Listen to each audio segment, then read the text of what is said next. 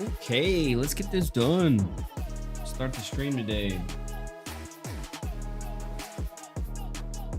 How's everybody doing? Volume's probably a little loud. Let's put it to where it needs to be. Okay.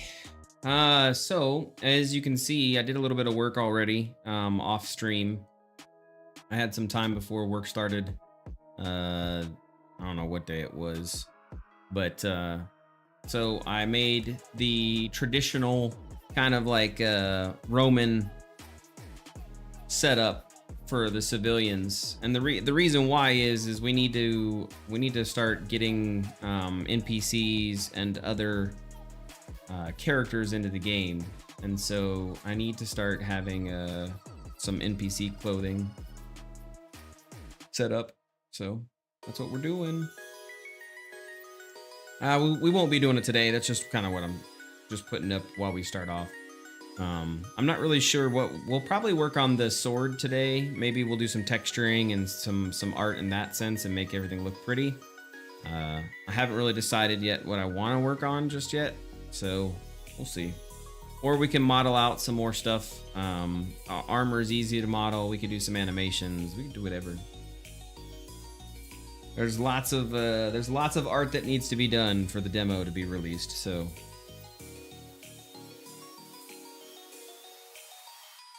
Okay, let's see if that worked. That load up? It did. How nice. I also textured the spear in a basic texture. I haven't done anything. I just did the UV maps on it. So we got the UV maps for the spear done. I still need to UV map the skeleton's armor, so that way he has a nice UV map on it. We haven't done that, but I did clean everything up like on the last stream, so everything's kind of prepped and ready for it. We just need to finalize it out and get it done. And then the new skull got added in. Oh, and my body died. That's a new one. Normally I don't fall through the ground like that.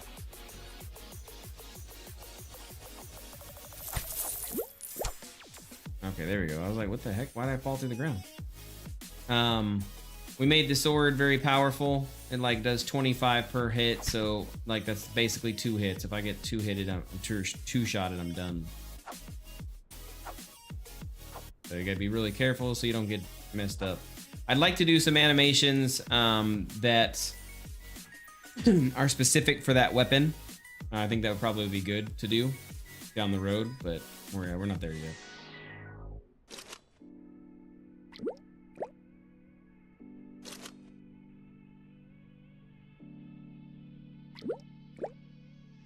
And so we're just gonna do some probably quick you know, nice texturing maybe. I don't know, we'll see. Oh wow, that's not good. How'd that happen? Oh, he almost got me there. That's kind of the nice part that I'm gonna have to figure out how we don't allow that to be cheesed. Because a player could definitely cheese that. But we did make this nice, beautiful weapon. It still needs to be done. I forgot. We still have the handle to do. Yeah, we still need to do the handle. Okay. Man, I totally forgot that we still had the handle to do. Sorry to hear your Discord messed up, bro.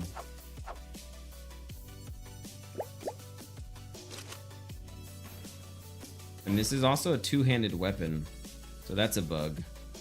You're not supposed to be able to pick up a two-handed weapon, unless I didn't set it to be two-handed. I thought I did. Let's go look real quick. Oh, dang. Runtime errors like a motro. Copy pasta that over to the... Copy pasta that over to the master mister. Okay, we're gonna get started. We got some things we gotta work through today. Let's go to the main level. Man, we could do, I haven't done level design in a couple of days. So maybe we can do some level design. You know, get the ground and trees and everything else looking pretty. Because we could do some environmental art that might be beneficial, you know, make things look pretty.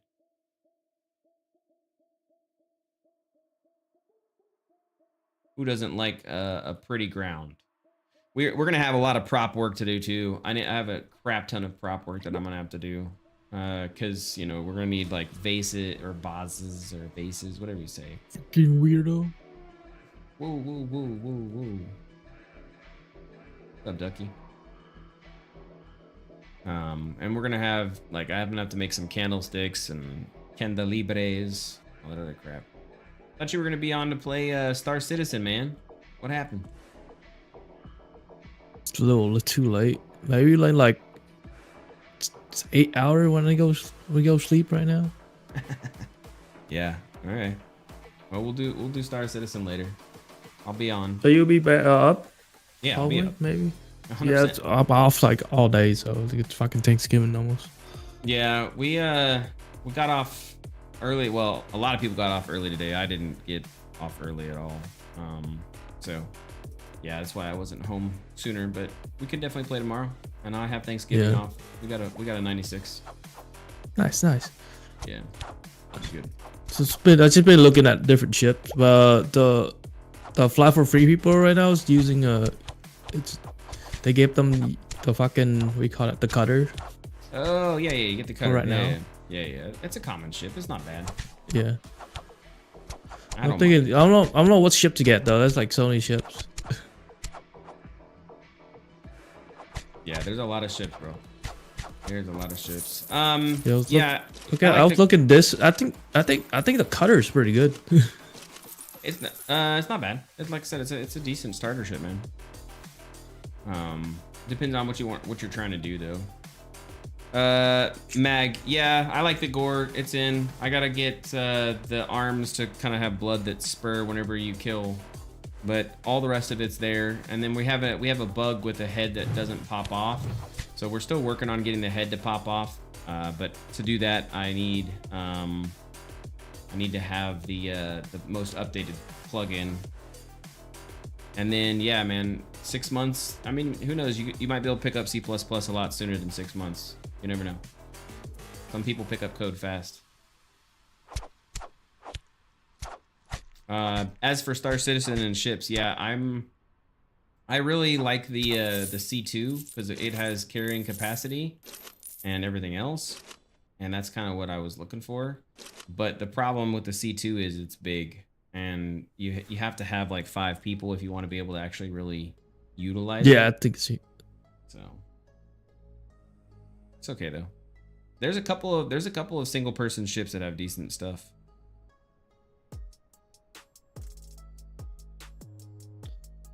Yeah, still looking though. yeah, you got plenty of time. November 30th is when all of them go away. Yeah. And then if you guys want something after November 30th, I'm in the concierge because I've spent so much damn money on the game.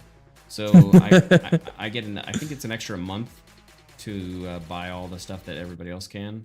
So like I said, if worst case scenario, you can always just be like, hey, I want this, and I'll buy it. Oh, when they WAP, are you gonna get new ship or just the same ship?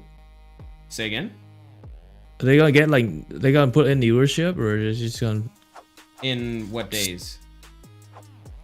Oh, so every day is new ships. We don't know if we're gonna get new. We don't know if we're gonna get new ships or not. It's kind of they kind of surprise you and throw it in there. But the big one that everybody's waiting for is RSI.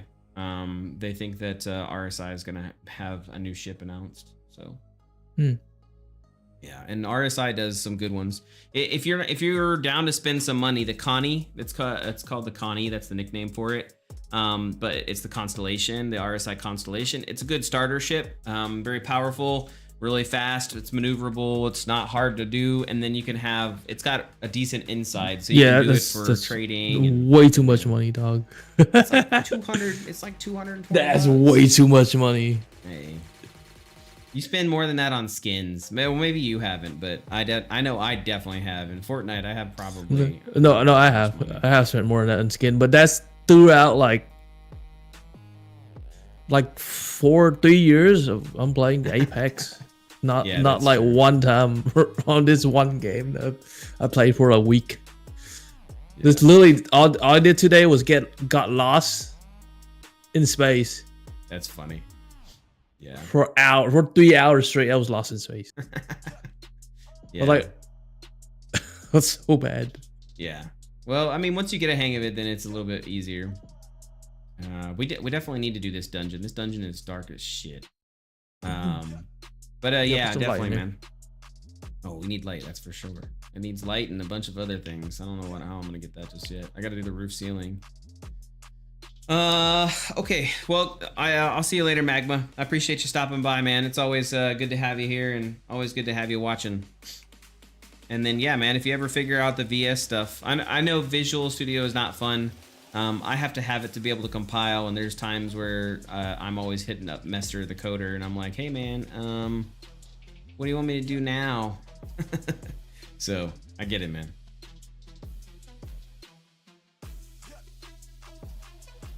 I'm gonna have to, we have to do a test of this. I need it, once I get a little bit more done, we need to get the shield stuff fixed and put in the game so that way I can have you guys test it again. Yep. Okay, and I still have things falling through the earth. Son of a biscuit. I don't understand, so they don't have that problem. Like if I start here, they pop up, no problem. But I guess the velocity is just too much, so it falls through the ground? That makes no sense. But, okay. Let's get... I'm trying to think. Let me look at my chart of things to do. So I got player animations. I have swim animations. I have sword animations, jog. Because right now we have walk, run, and jump, but I need a jog. It'll make the transition smoother if I do that. I need to make an idle animation for each one. I don't want to do that on stream. I'm gonna do that this week, but I don't want to do that on stream. That's because it's really boring. I gotta clean a lot of the file up. We haven't done daggers, so I still have daggers. I still need to make a couple of maul weapons, and I need to make some variations for the sword. We did finish the boss weapon. I haven't made a boss shield or a boss maul. I'm trying to debate if I want to do like the skeleton with a shield or a maul. Maybe. It might be cool to have him spawn in with different tactics, you know? And then you got to kind of change your tactics based off of what happens. It might not be a bad idea. I still kind of want to make props. Like, legitimately, like, I still kind of want to make props. Maybe that's what we'll do. Let's go to Pinterest. My favorite site. Put you on desktop 1. There we go. Let's look up Horizon Zero Dawn beach prop. Because they have Horizon. I like Horizon's like style. Obviously, we're not going that realistic, but let's do environment.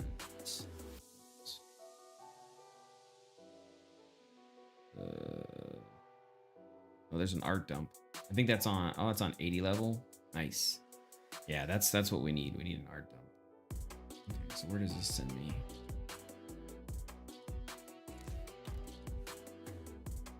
Just a.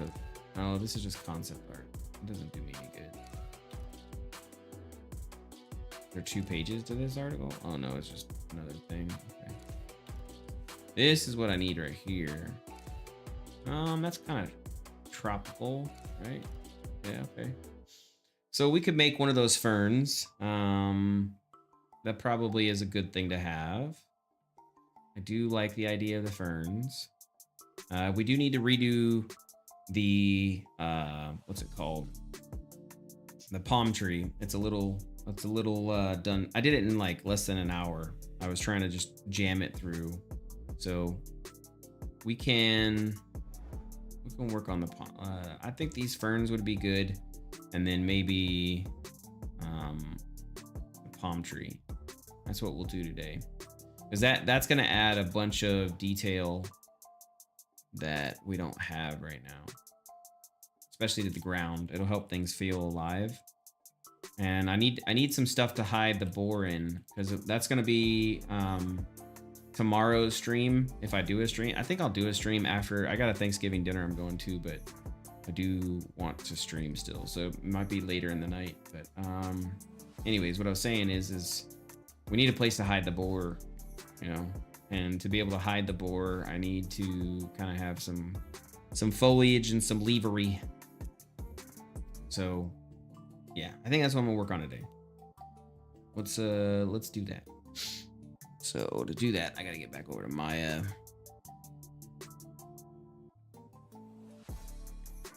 Oh, Maya's not. Okay, night. See ya, bro. Appreciate you. We'll play tomorrow. Have a good one.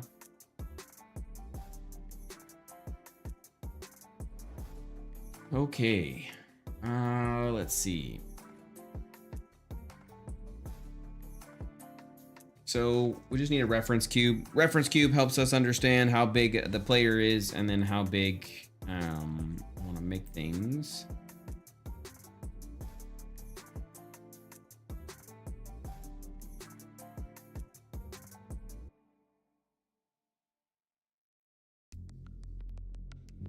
Ooh, sorry.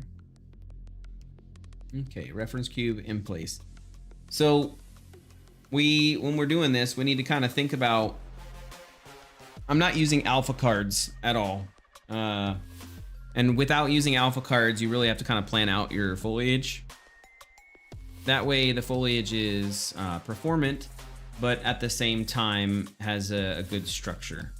And so I really want to have a thoughtful process to this.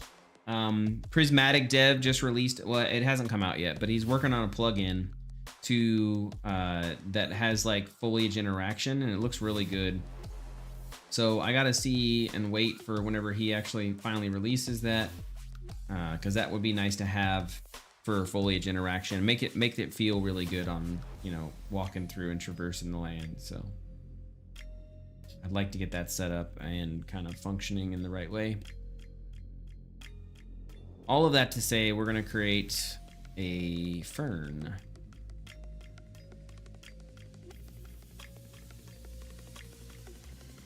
Why does it go that way? So I need negative 90.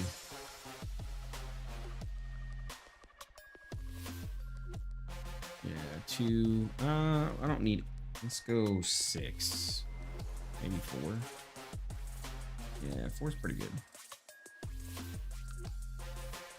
This fern's not going to be super huge, but it is going to have a decent amount of space.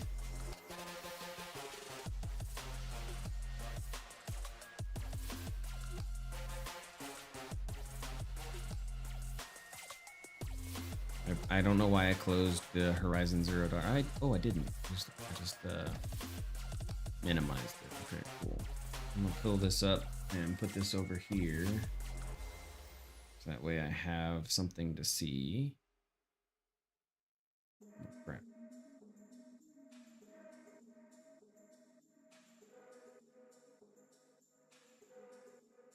Okay, cool. Yeah, that's what I need right there.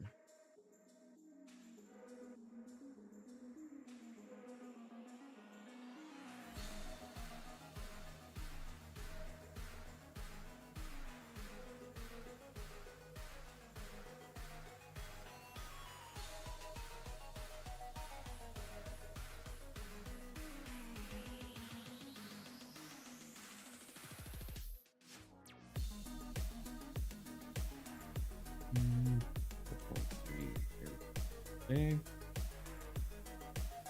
And then these specific leaves are different because they have this kind of like internal thing. What's that?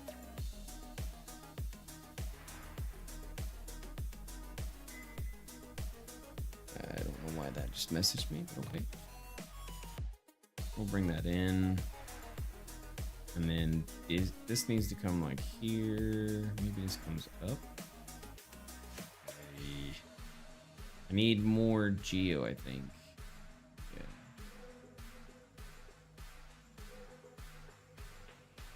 I need this to come down. Yeah, there. Okay. There we go. I was wondering why it wasn't working.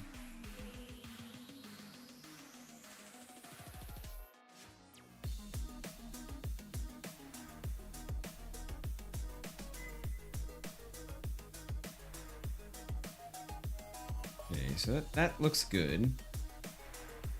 This might be a little too harsh. So we can take this edge, soften it up a little bit. Yeah, there we go. Okay. That's a good size, right?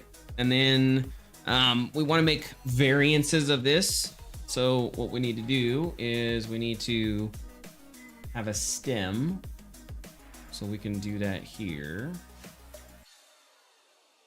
And make that kind of come a little bit longer.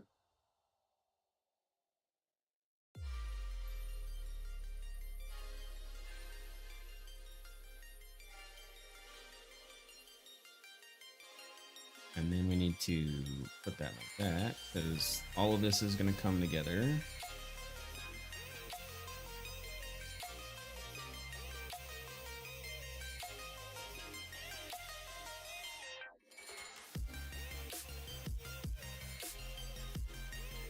There we go.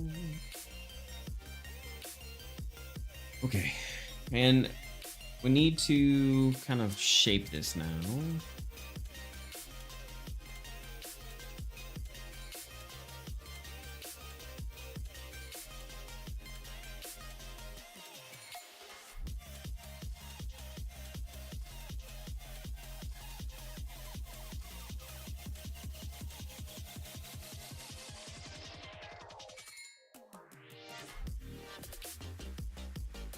Okay, that's good, right? We have a nice good shape, and this appears kind of like where the leaf tapers. We can make a couple different variants of this, and then we're going to grab this. Let's turn on this so I have a better idea. Got that there. Bring that up. Nice. Okay.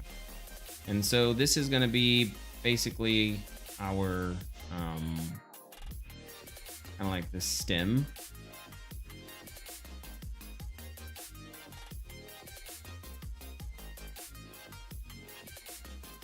We need this to kind of be a little extra. Expand that a little bit. Maybe rotate it.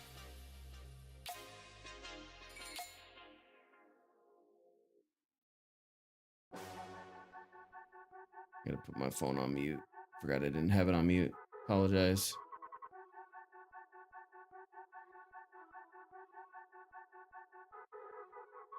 Okay. Speaking of Prismatic, he just went live, and his I actually like his way of doing things. He's like, please help. I need help.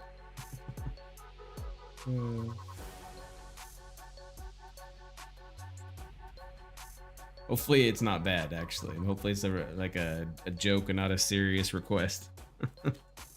He's like, please help, and I'm over here laughing.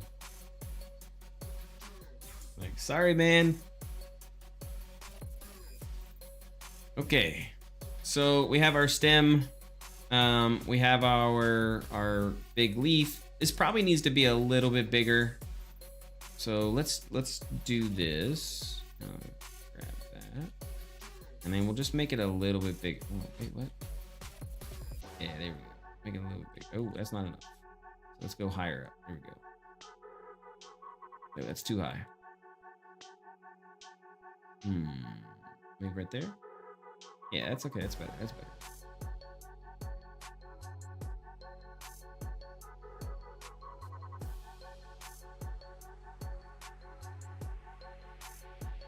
I'm going to give the illusion that it kind of grows in strength. Nice. Okay, so we're going to make two versions.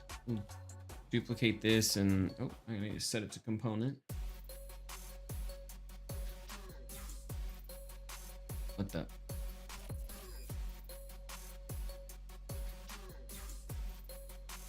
Here we go. So we'll make another quick version. This one I want to have like maybe the leaf cut. So we'll make this a little bit longer. Maybe. Right. A little bit longer. Maybe a little bit skinnier too. We'll bring it in.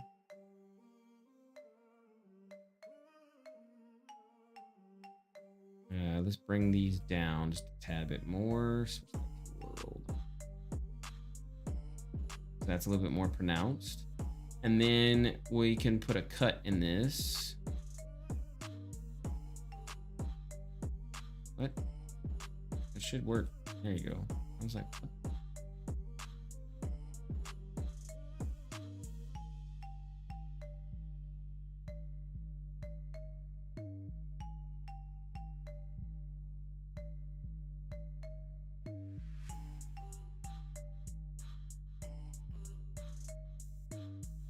Right. So nothing too crazy. And then we can kind of, let's rotate this a little bit more. Yeah. So we get a different shape altogether, right?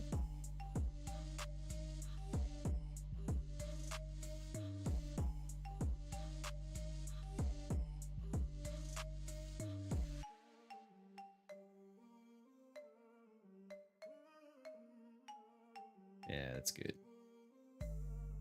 Okay. That looks very good for a nice fern. And then we need to, how else do I want to play this? So the way that the Horizon Dawn, their leaves are a little bit more frilly on the edges. I don't know if I necessarily want that. Let me think. I think we'll leave it as for now. I can add the frill later. Let's do one more for prosperity's sake. Just so I have 3 options to go through when I'm kind of like putting things down.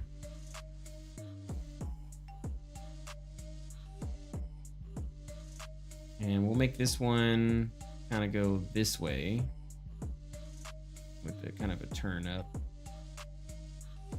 Yeah. And then we'll give it a kind of a, let's give it a little bit of a twist, right? Just a little bit of a twist, not much.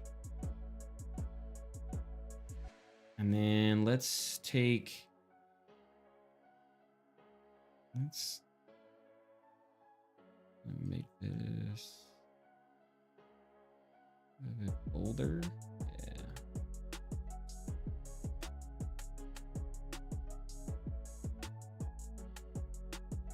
Pull these out a little bit more on this one. So that one's a little bit more pronounced. This is definitely modified this, so I need to make sure I match that up.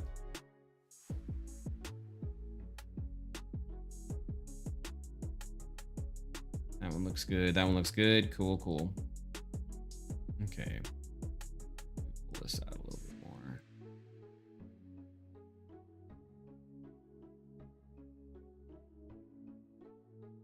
And this is shorter, so let's do this. Pull this in, just make it a little bit shorter. This is longer, so let's pull this down and out a little bit more. Yeah, okay.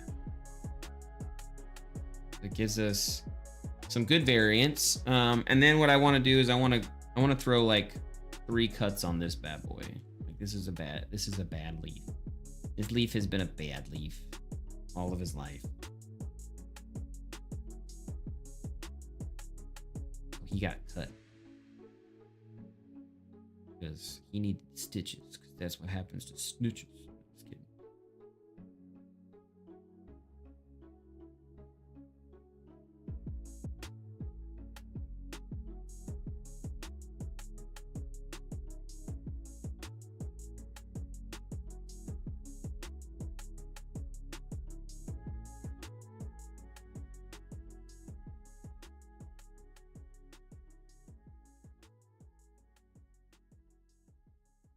Let's do one up here. And then we'll do another one down here. This one's kind of super deep. And then we'll have one more up here. Just a little tiny one up there. Just a little tiny cut and divot. Why did that remind me of Bob Ross?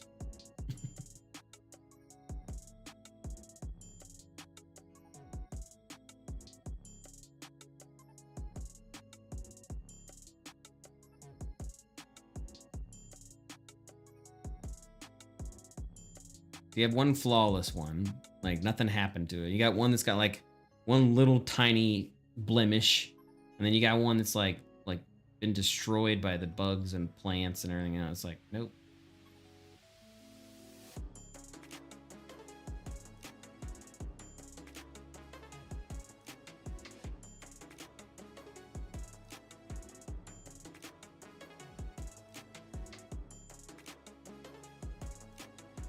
Okay, looks good.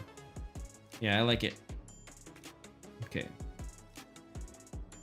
So what we do now is we have two things that we can do pretty quickly, and that way we'll do it. We need to texture the or UV map it. That way, whenever I duplicate it across it, whatever I do, it's replicated. But before I do that, I want to grab these edges and I want to bevel them all. So that way this is more rounded. And then we do increased. Yeah, probably too much. Let's go to about right there. Yeah, okay.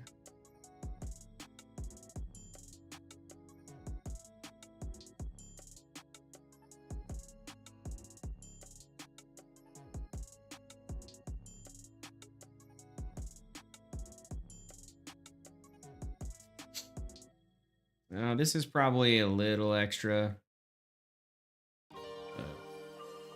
Whatever.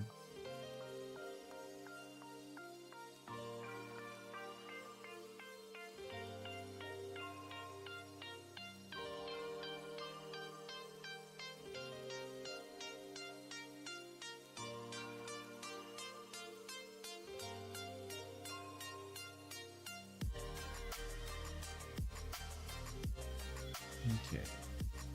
So all I'm going to do is I'm going to duplicate this and move it into position on all three of these, and then I'll just kind of reline it up again.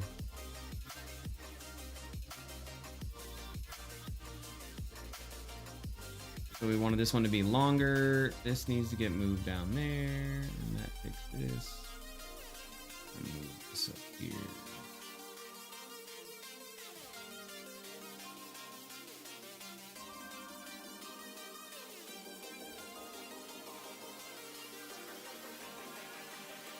Good.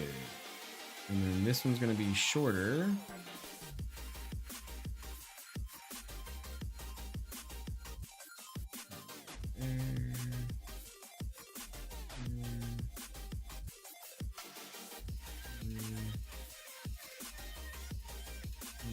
Over. Let me pull that up. Okay.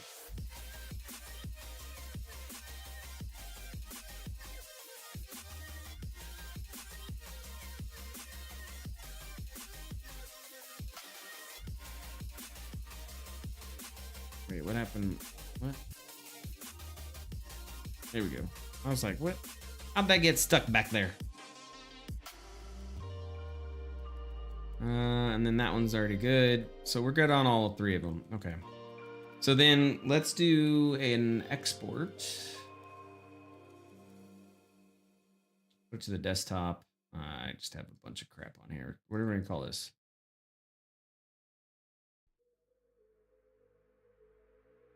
What is that? Oh, created a soft link. Interesting. Okay.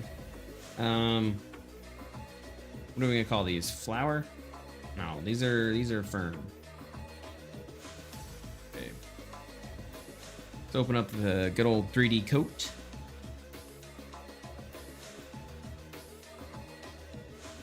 Nice. Okay. Hopefully this works. It does. Oh, no, it does not work. I'm gonna have to move it around. I apologize.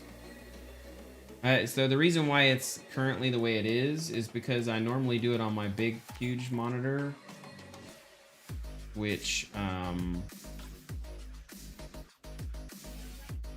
goes below.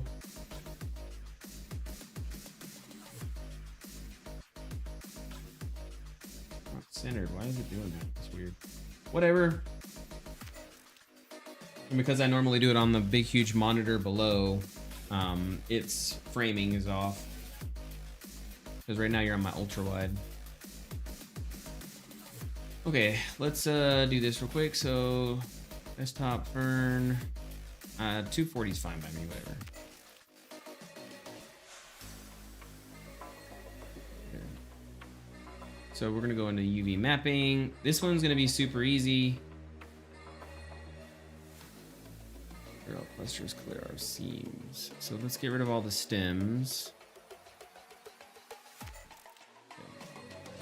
Yeah, so stems are basically all we're gonna do is we're just gonna basically grab this whole thing and outline it.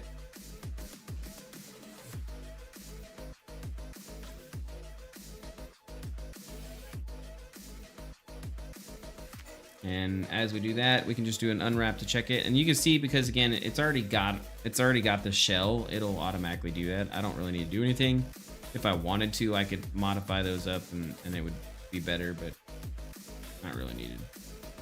And I was a silly Billy and didn't do a smooth on this before coming in here, so now I have hard edges,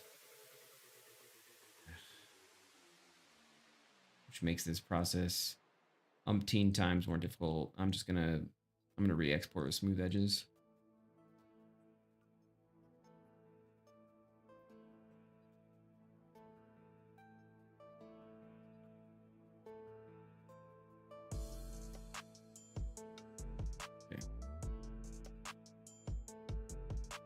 Re-export to fern. Back over here to 3D coat. Let's redo this again. Yeah, that's so if you have hard edges, it's going to create a hard edge in the UV map here, which is a pain in the boots because you have to fight against it.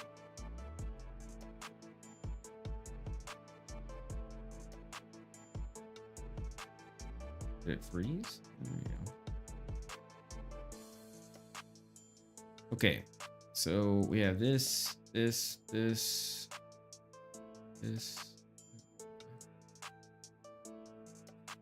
this is all we really need to do is these.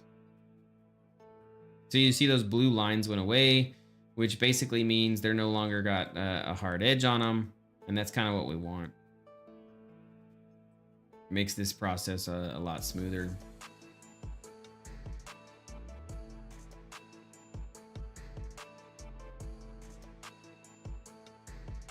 That's why I like doing it in 3D coat, is I get this preview of what everything's gonna look like after I'm done. So I have a really good idea of kind of like what my UVs are gonna turn out looking like. And I like kind of knowing that.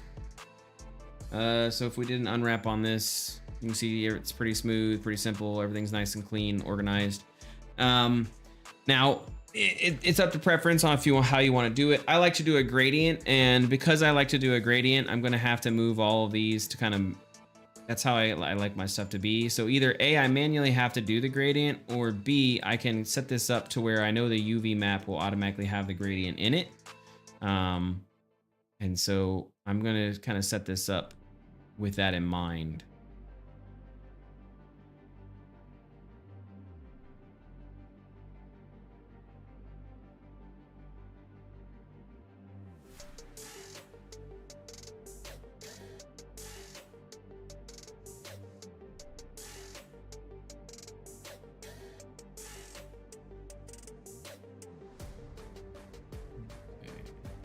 So I might have to make this a little bit smaller because of that.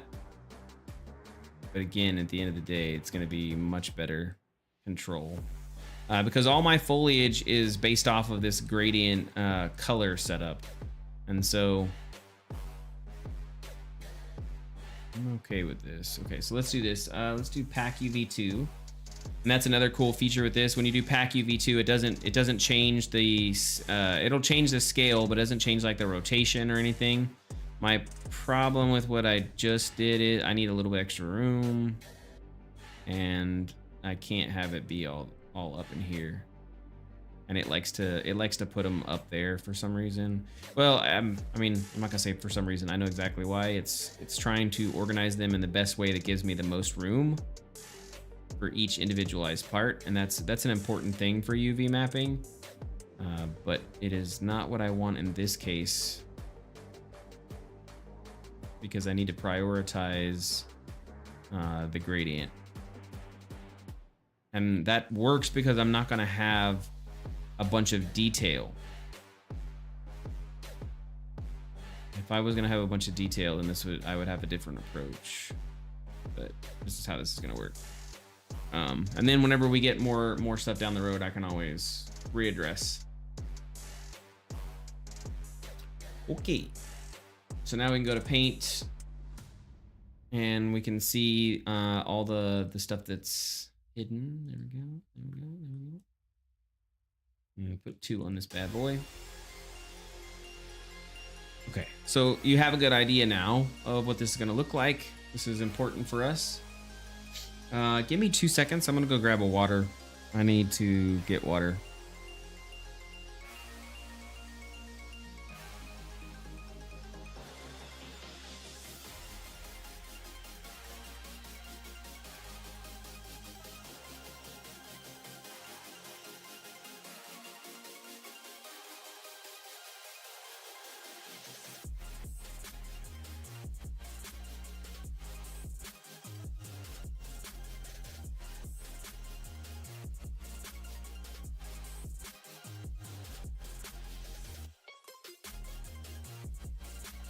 Oh, sorry about that. I didn't realize I was going to be talking as much. I mean, it's a stream, so you would assume that I would know that I would be talking that much, but sometimes I guess it doesn't always click. Okay, so let's get this back over.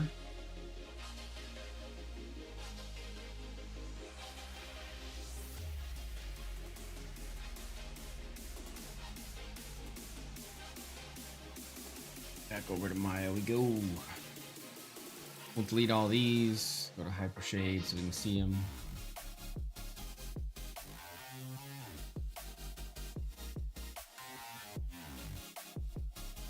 Okay, and yeah, I don't like how it does the materials. I need to figure out how to get rid of that.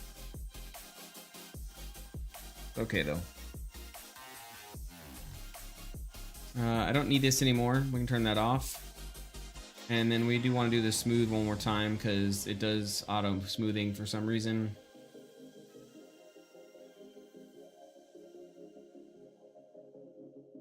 And then we have a problem anytime that you have a singular point like this, it likes to be silly and it creates a weird look. So you need to kind of set up either a hard edge, which is what I'm going to do for this one specifically, or you have to expand this out and then make it into like a 4-point instead of just a singular point. You can also set the vertex normal depending on where it's at to like an upwards or like in a line with the vertex. Hardening the edge is normally how I cheat it, but then that turns all of them that way. So it can make it look bad in certain scenarios. You just have to be careful and look at it. In this scenario, it's not bad. You can kind of see it a little bit, but again, this is as close as you're ever going to be to the plants, unless you're like going super crazy. So we'll be fine.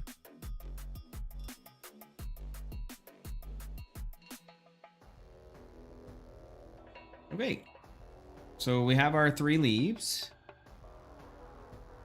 And to kind of really get ourselves into the realm of where we want to be, we need to fix the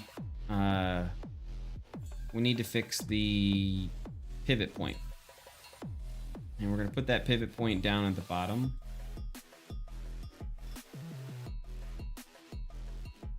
We'll do that for each one of the meshes.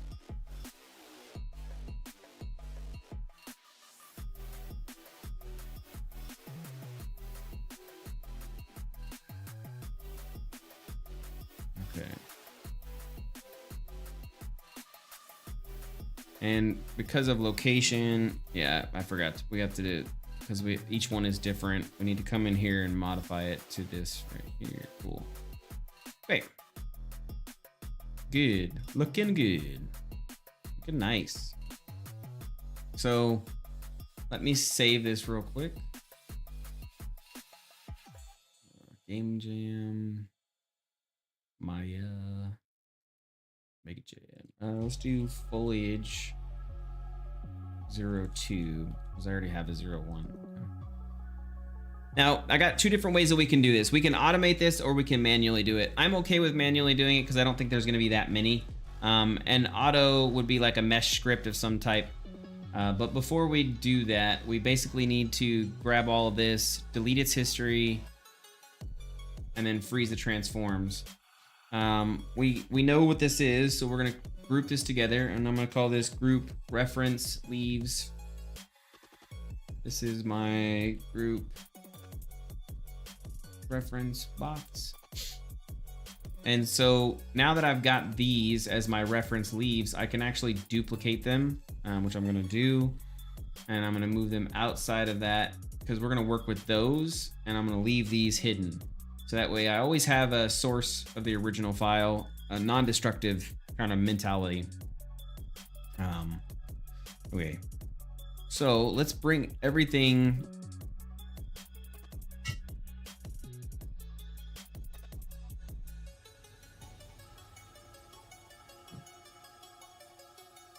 Let's bring everything down.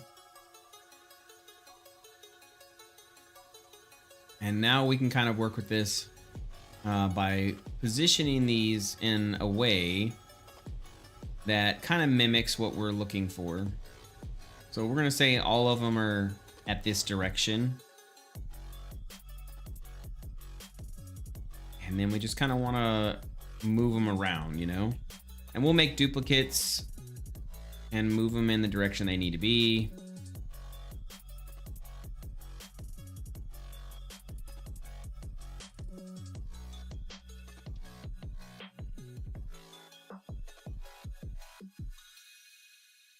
And we need to have a top view of this because we really need to understand not like shape, but kind of like how far out it goes and how far out it doesn't go. That changes a lot of things, right? Because if I have these big, huge forms, this looks very unnatural, whereas something like this might be more natural, right? And so we want to have something that still keeps believability of the natural state of things. And that's why it's important to kind of structure ourselves in this way. And you can also see that, that we have a little bit too much on one side. So, you know, we want to kind of variance that out, bring this back over here. When we're doing this, the whole purpose is, again, make it look natural. And you can do that by having the variance and the structure and moving them in the right spots. Kind of putting them, you know, you got some of them that are down low, maybe high, maybe it's tweaked a little bit to the left or right. And you can do a lot of this with procedural generation and the mash script. I am actually a big fan of that. That's how I've done a lot of the stuff. But the problem with a mash script is sometimes to get the real good setup, you have to kind of overpopulate. And I do not want to overpopulate in this instance because I still like how performant our stuff is, and I want to keep it that way. And so we're gonna try to keep it within performance.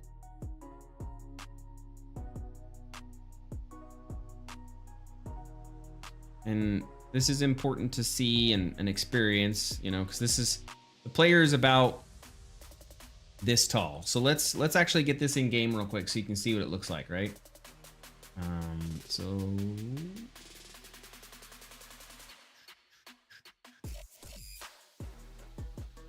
go fern 01.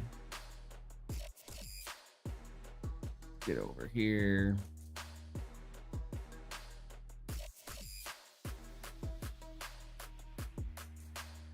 And we can see meshes, foliage, fern 01. So we can see this is kind of nice. That's a good, you know, that's a good shape.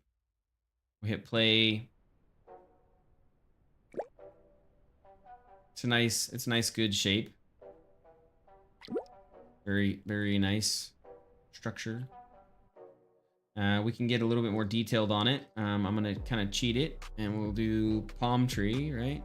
So I'll use the palm tree two-sided texture, which gives us a lot of flow. Probably more than we wanted.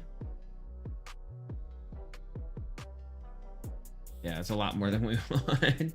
But you can see the colors. So maybe let's go palm tree. Let's go materials, foliage. Which one did I grab? I palm tree two-sided. Okay, so let's duplicate that and go fern 01 two-sided.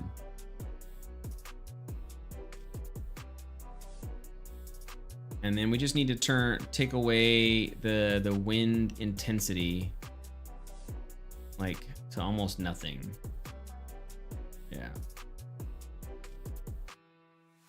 And then we'll switch this over to fern. Yeah, there we go. That's better.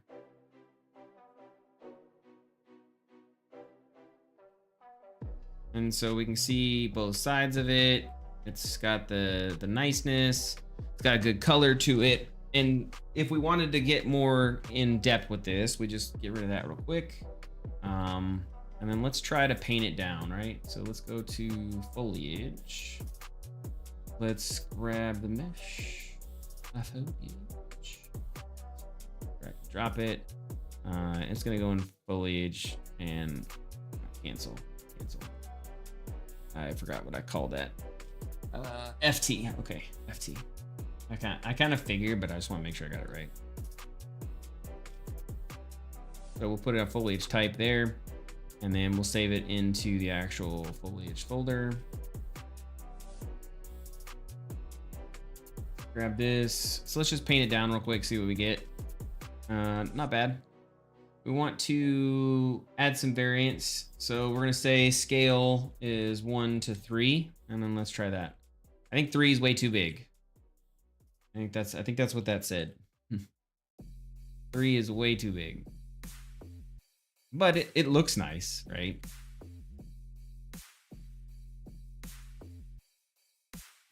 So let's try and see how big 3 is actually with the player.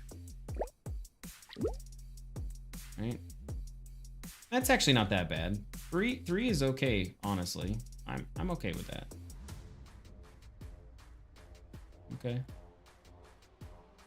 Yeah, I'm okay with that. That's not bad. 3 is okay. Then we want to do scaling as uniform. That's fine. Radius is fine. Goes on landscape.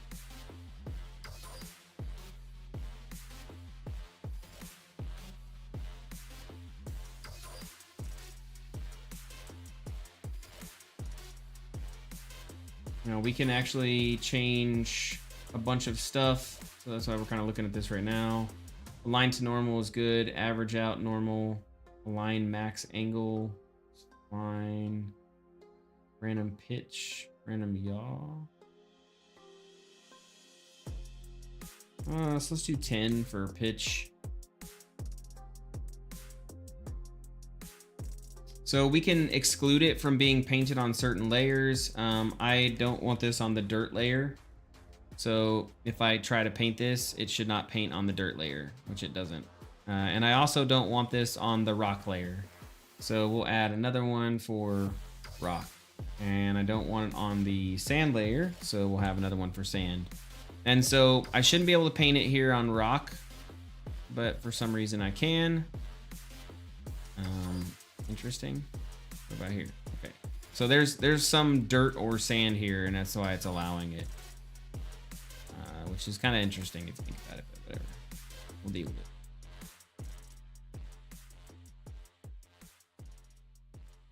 I shouldn't be able to do it here either.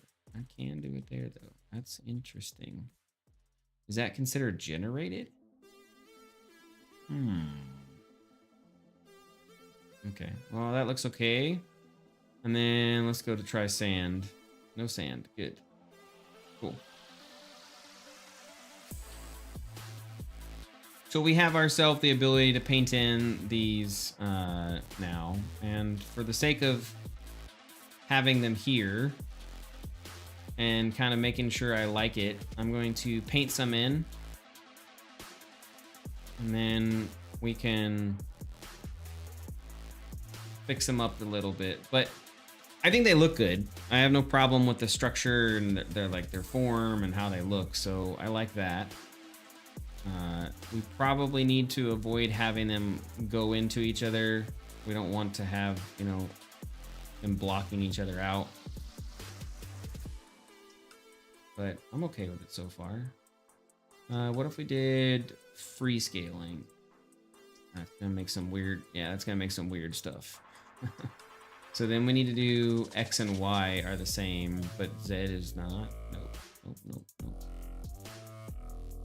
X and Z? No, we get weird stuff. That's weird. That's weird. Nope.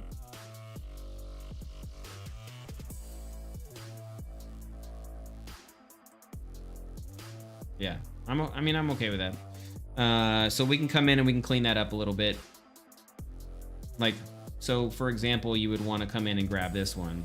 It doesn't make sense to be there, right? And this is, I don't know how that's happening. Oh, I'm wondering how that's I'm like, how is that getting painted that way? Now I know.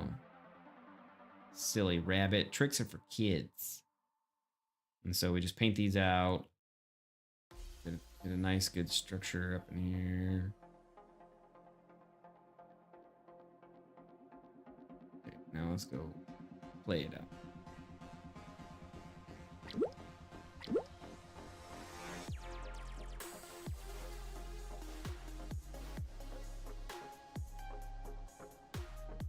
And so this added a little bit of density to what was going on. Again, we'll have to clean it up a little bit. But here's the other thing we can do is we can actually add this into the PCG. I am leery about doing so only because I don't want to destroy everything. But hey, gotta try some stuff, right? And what we can also do is we can actually, we haven't optimized this yet, so we can optimize it. It's normally where these things go.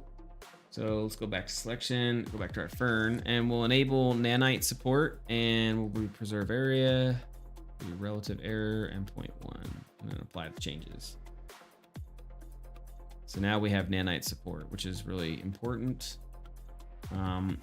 So let's go try to paint it one more time.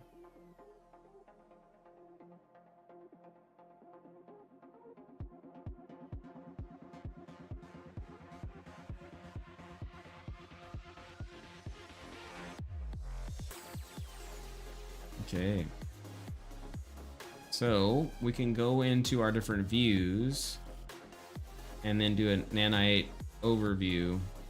And you can see that nanite's processing all of those. And it's doing a pretty good job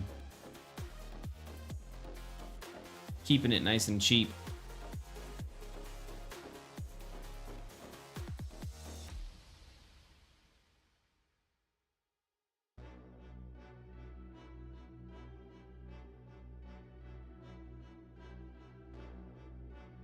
Oof, I click landscape mode. Not what I was trying to do.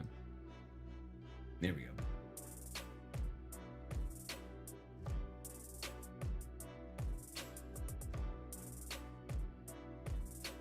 That's what we want right there. Sorry, I gotta have another drink.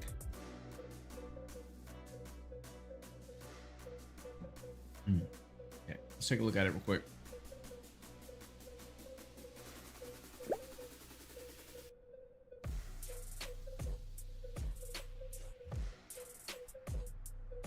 Yeah, those look good. So we can throw that into PCG. Let's try that in PCG and see what we get. Let me go back to Foliage real quick and then clear these. Oh, that's not what I want. There we go. There we go. So we go to our PCG, which should be here. Yep. And then let's go to our actual PCG script. This is what we've got. I'm not spawning anything in the second area. I think D is what I do to view this. Let's pull that off here. Yep. Okay, so that gives me a lot of options if I do that here. So I'm gonna turn that on, right? Because I'm not utilizing it right now. I think F is to enable it. How do I enable it? It's E. Okay. So E. And then I don't remember what we set in this one. Oh, helper arrow? What the heck? It's cute, I guess. We don't want that. I want the fern. So we're gonna do fern.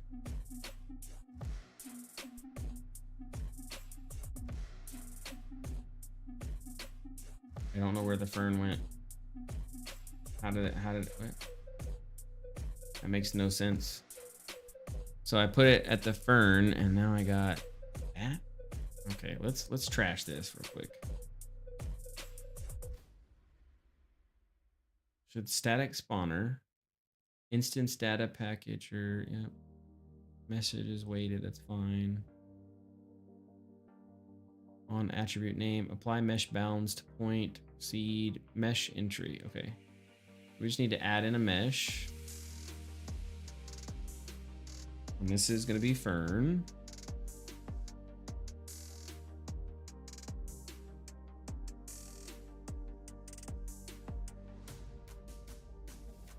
Okay, now I have a very structured fern spawn. I don't know how, but I have a very structured fern spawn. Oh, I know how. Damn it. I don't have this enabled. Okay. So I need to enable this and then this. Ah, there we go. Self-pruning, all equal is fine. Density filter is 2 to 8. So that's a lot, actually.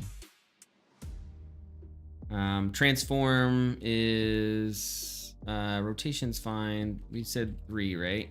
I think we said 3. Yep.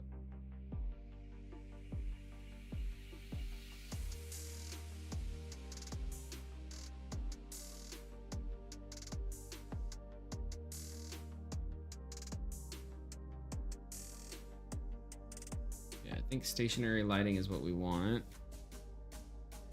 Virtual texture render.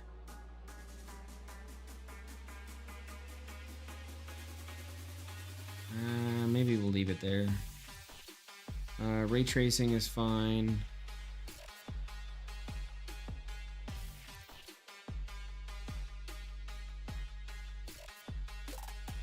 I think we're good. I want to make it maybe more, right?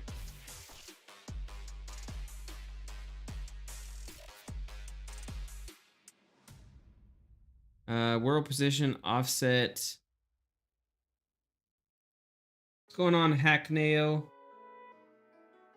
How are you? This is the distance, right? And let's do 100. Because you need to be close to it. I think 300 is the answer to that. That way, you gotta be like close to it. Well, it's good to have you here, and I'm glad that you're doing well.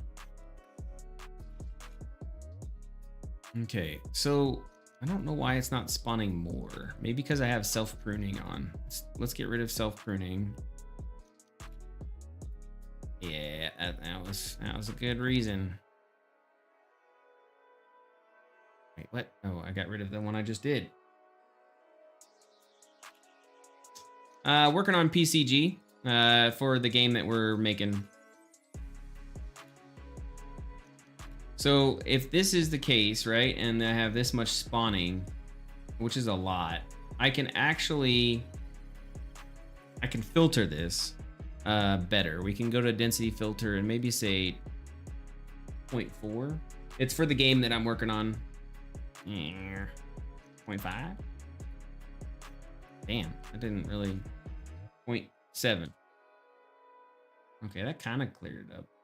Yes, let's do 0.5. Thanks, I appreciate it. Yeah, it's a work in progress. We're doing well. I like it so far. Okay. So let's try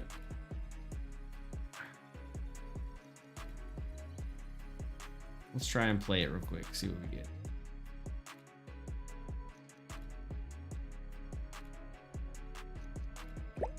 So 34, that's not super bad. I can probably not have to render those all the way out there like I do the trees.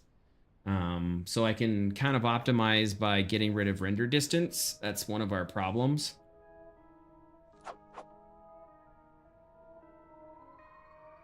But they look good.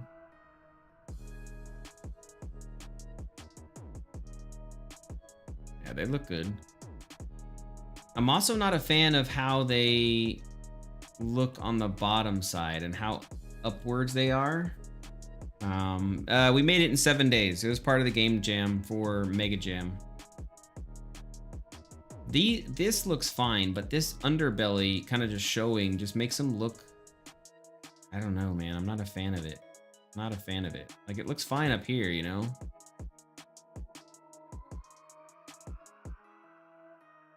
And so, yeah, we made it in 7 days. We're about maybe, I want to say 2 months in after those 7 days, maybe 2 and some change.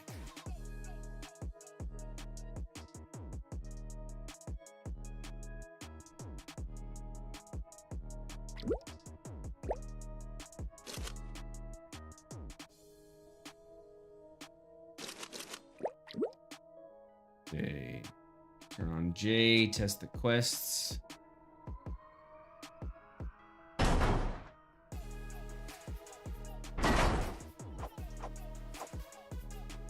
Jump. Got it. No, I can't get that one. I gotta fly. There we go. Cool.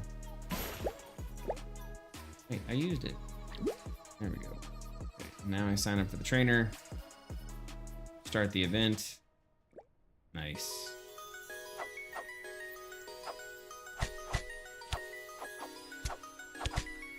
There you go. So when the event, is that a battleground game? No, not battleground, no. This is, it's a gladiator game. So it's kind of like an adventure RPG. You go around the world. A battleground mode for this game would be kind of interesting, I think, maybe. It has no ranged weapons, so I don't know if I necessarily would think that would work. But, you know, I mean, I guess a Dota type of style battleground would be an interesting concept for this. Oh, man, he's almost killing me. I didn't see that. Oh, and his friend's here. His friend's here. Okay, well, whatever. Do I get credit when I go in here? I did. Yay! Now I gotta kill the boss.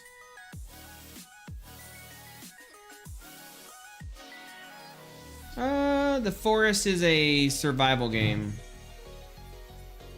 That's not really necessarily survival related. That's why he hurt. I didn't realize he had steel. Oh man, I'm dead. Okay, well, there we go. Nice way to die. This is kind of a roguelike Zelda game where you go through the world and, well, I guess a roguelike Zelda Pokemon game. Because you're not collecting them, but you have to defeat all the trainers. So if you look at that, that's a villa. And this villa is kind of, you have to beat the champion after you kill the boss, right? Then you can come back here, and your last quest for this quest chain is to defeat the champion. So by going to the dungeon and doing the dungeon, you should get some armor, and you should be well equipped to take on the champion, because the champion is fully equipped and he does a lot of damage. So you want to basically win all your championship fights for each one of the different villas and become a master of the villas. I'm tiring you out. And he's gonna still beat me. Because malls are OP. And so in that case, I lost, you know. Hey, Sebi. We're working on ferns. Foliage.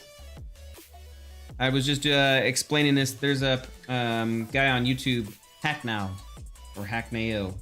I'm not sure. I don't know how to pronounce that, so I apologize. But he was asking about the game, so I was kind of doing a quick little overview explanation. But we're making ferns. We're gonna make some foliage and make this thing look pretty. Because this weekend I want to make the boar and the deer, and I want to be able to show them off, you know, running around in the forest and then making it pretty outside. So a fern for the day, and then we'll probably get in and finish up some other stuff. I was showing off the early in the stream. I was showing off the toga that I made. So this is the fern we're working on right now, but last night I made a toga. Yeah, we can do flowers too. I already have flowers in my other project. We could probably just port them over. They're like that way I can save some time. But yeah, I already have them. Let me see. Can I?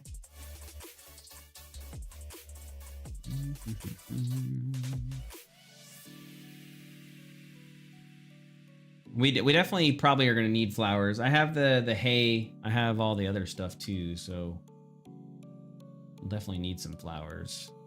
Don't save any changes there. So yeah, we're basically working on the fern. Okay, so what my problem is that I have with this, I need to grab this. Can I do that? Yes. Okay, it needs to be lower. That's really what I was having an issue with, is how high they were.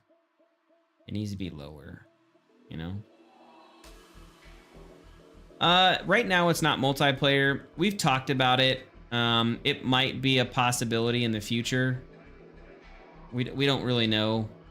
Right now, no, it's not multiplayer. We had a very specific design choice in not going for multiplayer during the game jam because it was, you know, it'd take too long. And our other major game is multiplayer. So I'll show you. That's the other game because I was gonna show you anyways. This is our other game. It's a zombie survival game, and so we have a lot of work done in this. We have about a year, and so there's the flowers that I've got. I've got, you know, short grass, long grass, everything else. I was playing around with some bushes and everything else. So yeah, this game is multiplayer. It is a zombie survival dedicated server style game. Yeah, I agree with you, Sebi. I think single player appeals to more people and has replayability factor. I think if we're gonna do multiplayer, a battlegrounds mode might be fun, or a, you know, arena like combat against each other type thing might be fun, maybe. But we don't have to have the entire game be multiplayer. My stream might be dying because I am hosting a server now and doing all this stuff, so there might be some glitchiness. If there is, I apologize. But this is our third-person shooter that we were making. Again, we have about a year.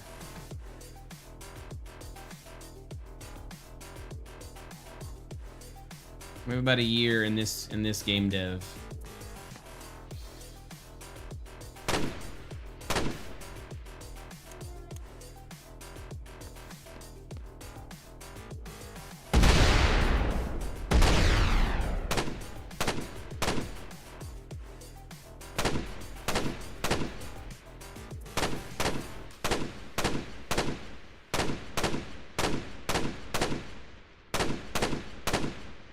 Man, I haven't played FPS in a while. My shot's off.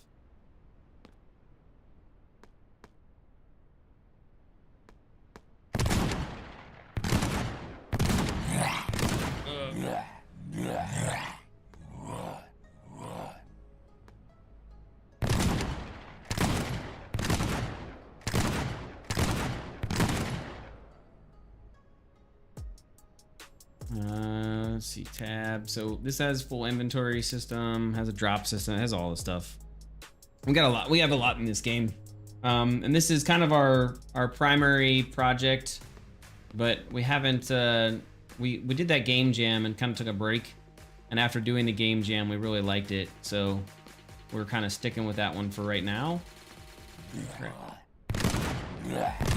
And then we'll probably come back to this a little bit later.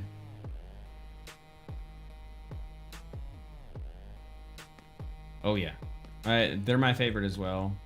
So we have crafting. You can put stuff inside the tables. This is our crafting system. We made all this. So like I said, we got a lot in this game. There's a lot in this game.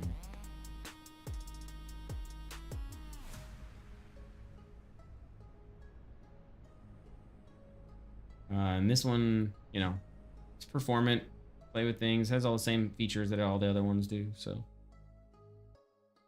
Anyway, the reason why I was opening this project, not to show that off, I was gonna say we could bring these flowers over, because I have those already. But I don't know if I want to. I mean, maybe, we'll see. They're simple, they're easy flowers, you know. I could probably remake them in about 5 seconds.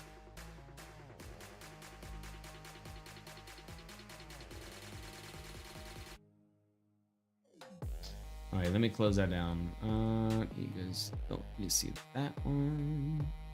Back to Maya. But no, yeah, shotguns are my favorite too, man. They're just so powerful. Kind of balance them out, you know. Okay, let's get a couple more leaves in here. And we're specifically going to try to make them a little bit smaller. I want to keep them. I don't want them just to kind of like continue to go up, right?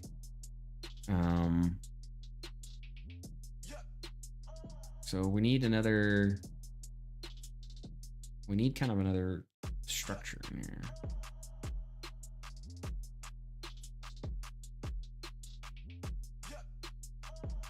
Bring that in.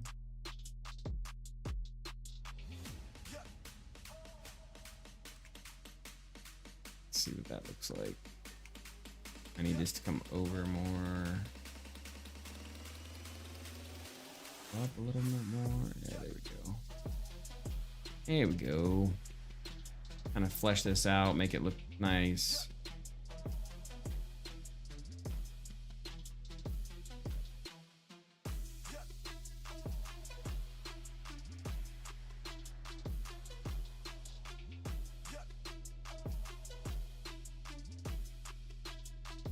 How are you doing, Seppi?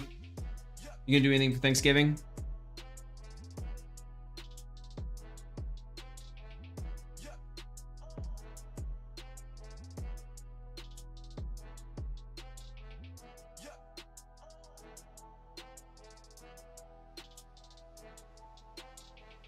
Huh, yeah.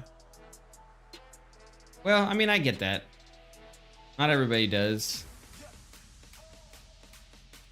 I would, you know, I guess I would assume that other countries wouldn't like celebrate Thanksgiving per se. I have not made a well, that's actually not true. I have made a 2D game a long time ago. When I first started making video games back in 1998, 1999, I made a game with Game Factory, and it was a 2D game. Well, it wasn't called Game Factory. It was Multimedia Fusion, is what it was called. I made a game in that one that was 2D, and I used to think my 2D art skills were like God's gift to the earth. Man, I thought I was amazing. I was like, I'm so good. Things we do when we're children.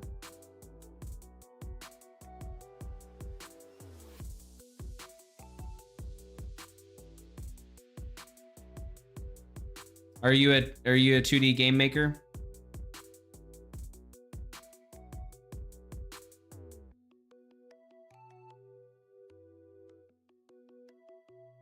I haven't played a 2D game That's ooh. Actually, I can't say that now. I was gonna say I haven't played a 2D game in forever, but I did. My friend just released a game. Oh, nice. You're a web developer. Well, my friend just released a game on Steam, and I actually played his. And I'm normally not a fan of them, but for whatever reason, it was a space game, and that space game, you know, I don't know, man, it got me. So I was playing it. I played Among Us. I enjoyed it. Among Us was fun. So, you know, I'm not like super ignorant to the process. So his was like Stellaris. I think let me see if it's, I gotta go, see if I can.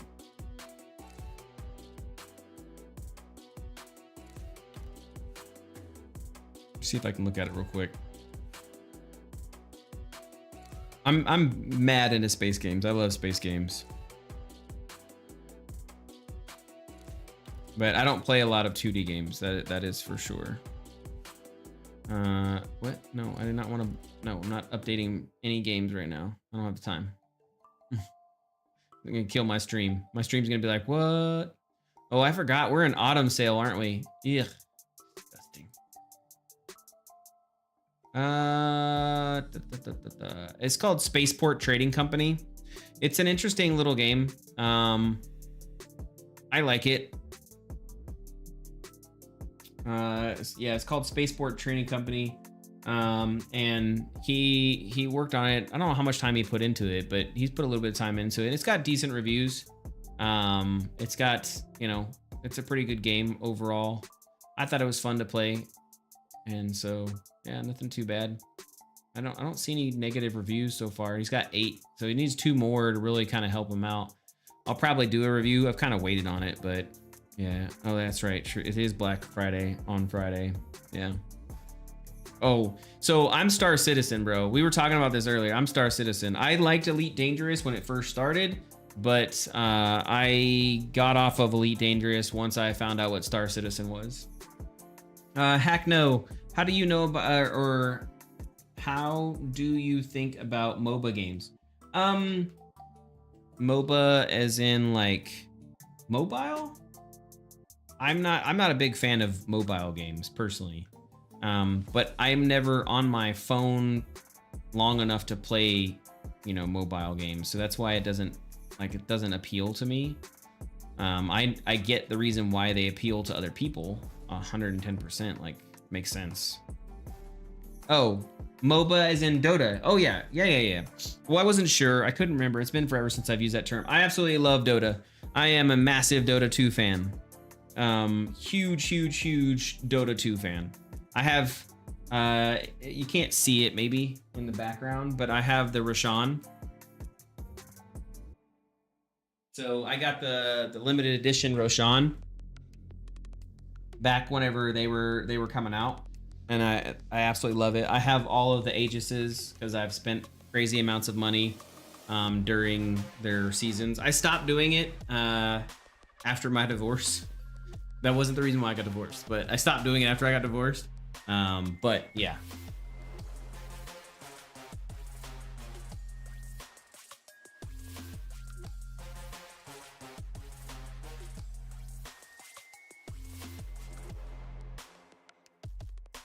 Heroes of New Earth was good. My homeboy is super hardcore into that game. I remember we were sitting in the barracks and he was all about it. He was like, man, this game is so good. It's like, blah, blah, blah. And I was like, bro, I'm not playing no Heroes of New Earth.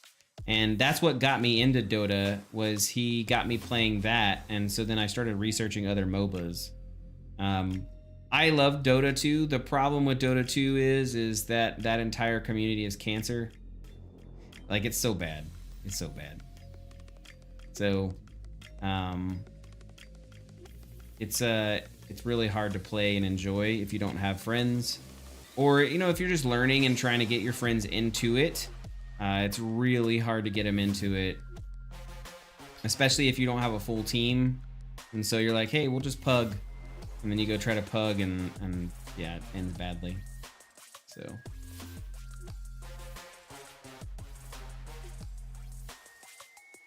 Oh yeah. No, I'm aware. I'm tracking that. So I guess What does the top of this fern look like? Right? Maybe I made all the leaves too long. Hmm?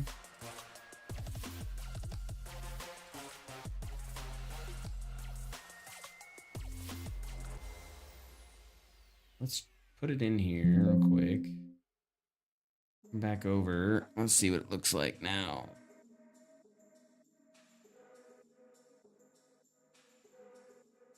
So it's a little bit better. I like that it's lower to the ground. Because what I don't like about it before is it gets all this black and darkness. Now we could probably fix that up by cheating it with a little bit of an emissive. But I don't know if that's the answer, you know?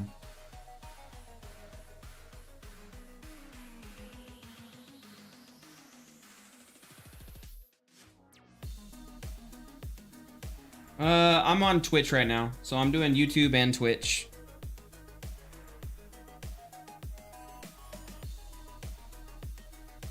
I don't know why they're cutting in. It should be flush.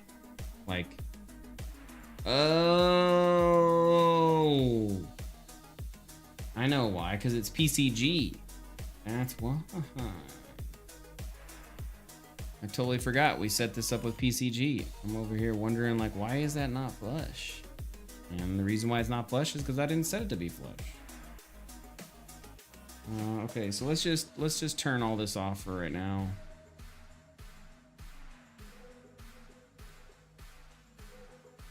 You just got to go to my Twitch. You follow me and favorite me on Twitch.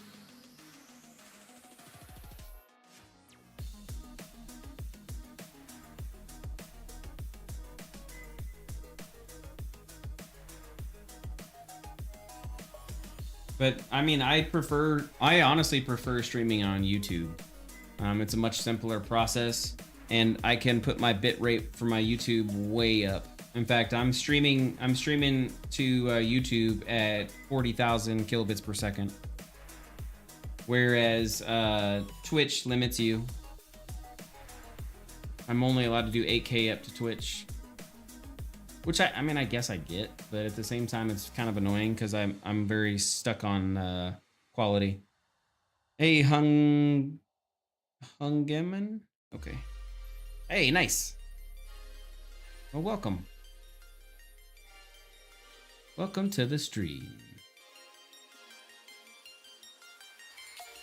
Okay, let's see what we get here. Just throw it in. Just throw it in. Yeah, I like this better. Especially because if you're coming at it from here, you know what I mean? Like, it's just... Ugh. Okay, well, let's go back here. See if we can get it clean. We want to get it clean. We're going to get it nice and clean. So we grab them all. We can kind of rotate it up a little bit. I think rotating up a little bit is a good thing. We'll grab all the bottom ones. And we'll keep them rotated down. Right? Yeah.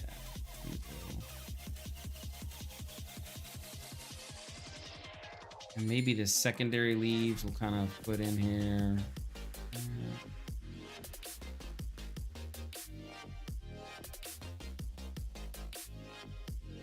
Yeah, there we go.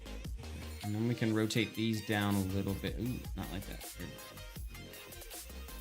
And then we can rotate them down even further.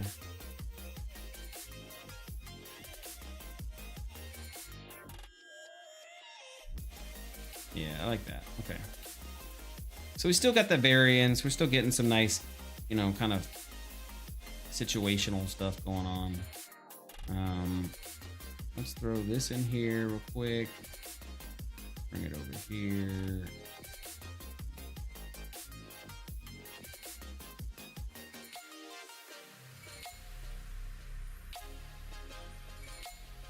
Yeah. Okay. I'm okay with that. So we can make a couple different versions of this. Not hard to do. And then we can play around with this. Let's go object. We can always play around with sizes and shapes so that way it matches and, you know, kind of is a little bit better.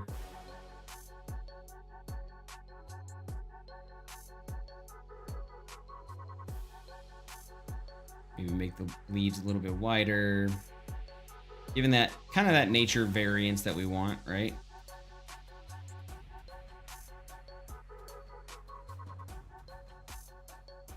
Yeah, that looks good.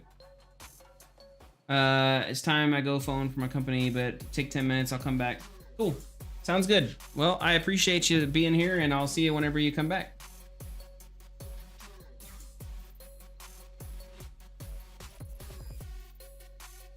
I think we're good on this one.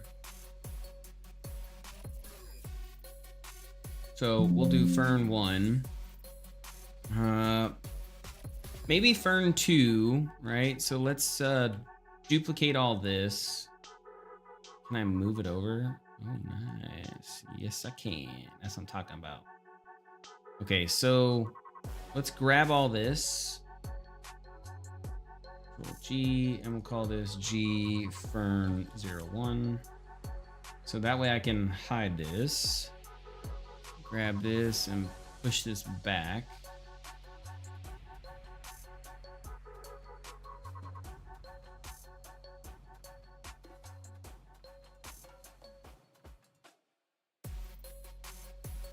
Okay. So now we can kind of get a little bit more aggressive with it. I want to try some stuff out. You know, obviously I want this to look interesting, and I can't allow my own annoyances with how it comes through. We can fix that. So let's try some stuff, right?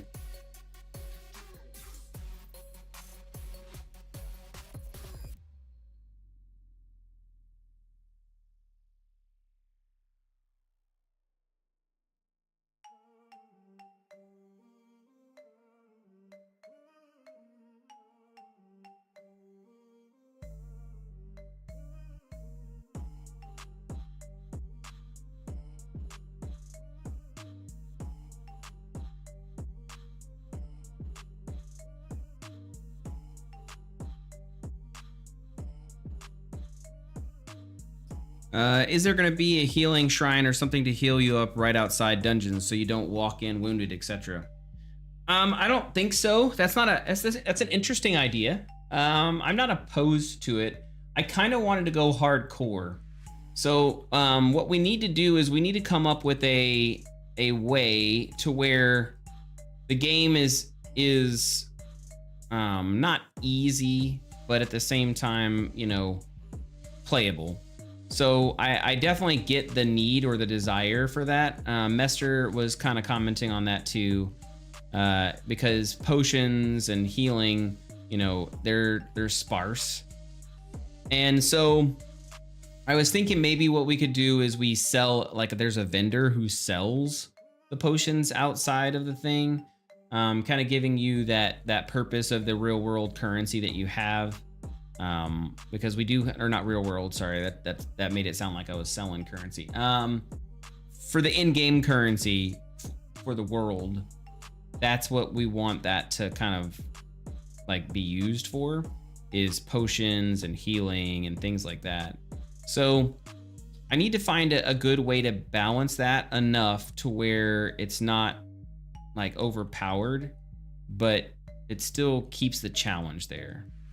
And so if I had a healing station just right outside, it's very likely that the player is just gonna kind of cheese it, which I guess if that's what they want to do, maybe we let them do it, kind of thing, you know? Like, I'm not their parent, so why am I trying to alter how they decide to play the game? And so I do need to be mindful of that and kind of try to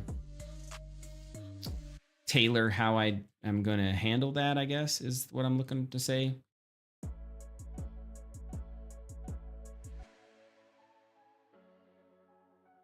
So that might be an interesting thing too. I'm more open to the idea of a one-time use. I'm more open to that idea. Yeah, that's not a bad suggestion. I just don't want it to be, like I said, something that they cheese. And players will try to cheese wherever they can. I do it, you know what I mean? Like, So I had my friends play the beta, alpha, whatever you want to call it. And the first thing they did is they saw that the NPCs would fight each other. And so they were running around in a chain and having them fight each other while it was going. I was like, damn it. And so they totally like cheated and got all the cool armor and everything by doing that. And you know, I can't fault them for that. Like that's, if I see a glitch like that, I'm taking advantage, you know?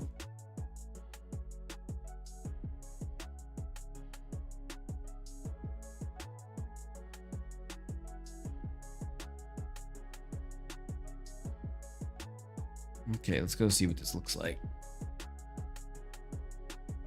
Maybe I boost up the, because see, it looks good here. You know what I mean? Like, but down here, this is like super dark. It's so dark. I don't want it to be dark. You know? Okay, so then we have our Fern 2. And this one has nanite, relative error 0, apply. And then Fern, grab Fern. And that's gonna, see how harsh that is? Now, if the sun hits it, it's great. But maybe I need to look in and see how I'm doing my material.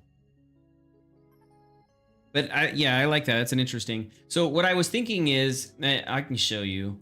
Right now, what we have is we have this. Let me put that here. Earn FT, right? Yep. Right now we have the shrine, and as you die, it basically like it just gives you more life and makes things bigger. Oh damn, dude, that's like massive. Okay. I forgot. I need to change some settings real quick. Density, let's do 10. I think I do 5 for this one because this is a big one, right? And then uniform 1 to 3. Yeah. And then we'll say the radius is 100.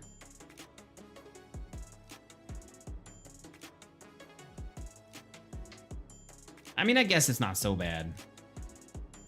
I guess it's only bad like whenever it's like all the way down. That's what it looks like. Because if it's up like that, I kind of get some interesting colors. Okay, maybe that means that I need to have some down with some up. Yeah, maybe that's what that means. Okay, random pitch angle. Let's do 50. I just want to see what I get with that. I get some weird stuff. Yep, that's what I thought. So we'll do 10. And then there should be an option for how far out. Maybe. Maybe not. Okay. Exclusion layers. Yep. So we want no rock, no dirt, and no sand. And there we go. Cold distance. So let's say this is 5,000. I think that's an important thing because it's like out there. I shouldn't be able to see it. 5,000 might be too much. Yeah, okay. But I think 5,000 is about accurate.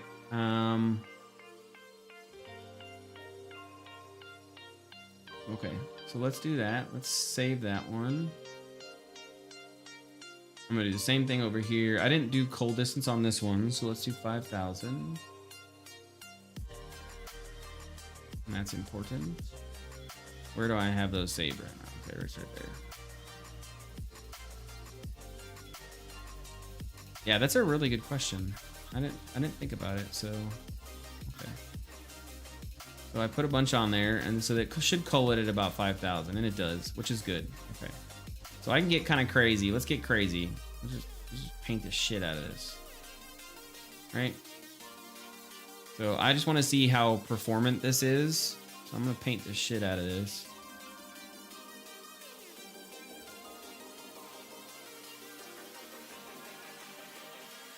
Okay. We got some good painting in. I didn't do this. All right, okay. My bad. My bad.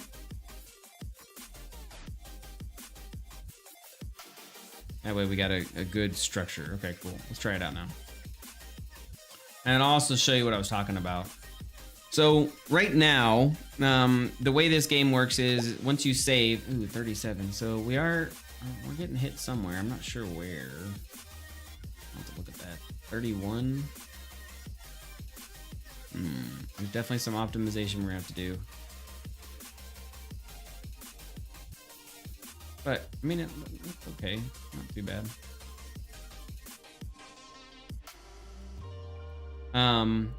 Anyway, where I was going with this is right now you save your game, right? You come over here, you save your game. I'm not gonna save it because I already have a save file and I want to prove my point that I was kind of discussing. So you save your game.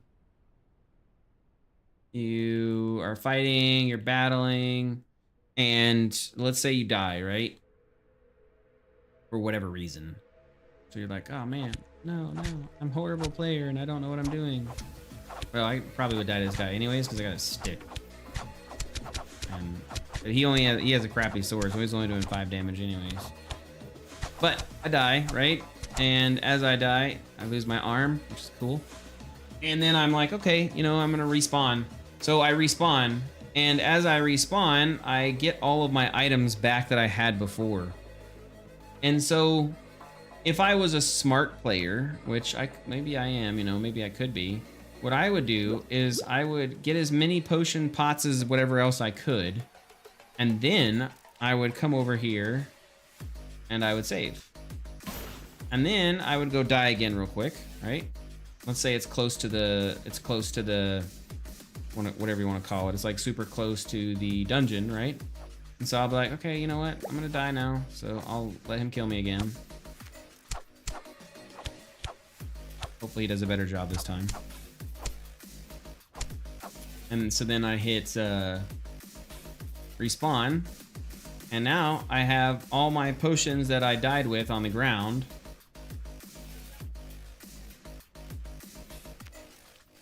Like all of the potions that I had are on the ground, all my items are on the ground, and so I can come back and pick them up and, you know, do my stuff. And now I've got more potions. So now what I do is I come over here and I hit save.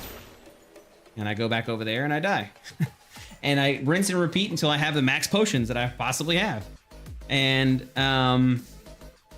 so this is it's not a design flaw, but it's also not it's not good either, you know. So I have to figure out how we can do that to where we're allowing the player to do the things that they need to do or want to do, but at the same time we're not restricting them to where they're kind of locked out, you know.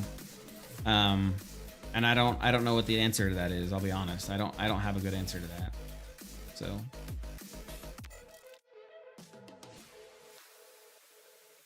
So we set density to 10 and density to 5 with 100 radius. Let's do a 200 radius on this and a 300 radius on this. 50. So yeah, if you got a good suggestion that can go around that, I'm all ears.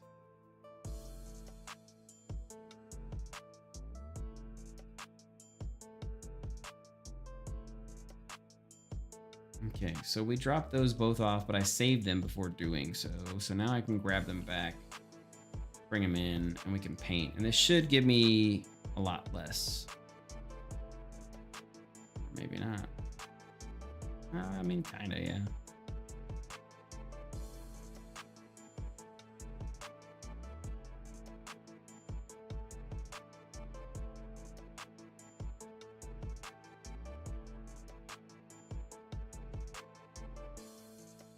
I mean, it's less. It's not flawless, but it's less.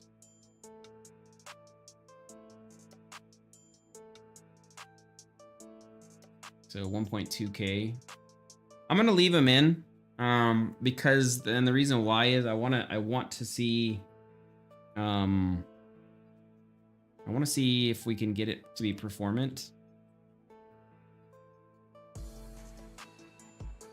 I'm surprised that I like this one, given the context of the other one. Oh, damn, dude. Yeah, so let's do selection. That's the part I don't understand. Like, it's supposed to have a separation. What happened to the separation? Like, nah, I don't want to be separated. I'm just gonna be there with you. But I kind of like that one, right? It looks good. It's got a nice, good one. This is just so dark. No? And I don't know if there's something I need to do with the material. That might be a material problem that I'm dealing with.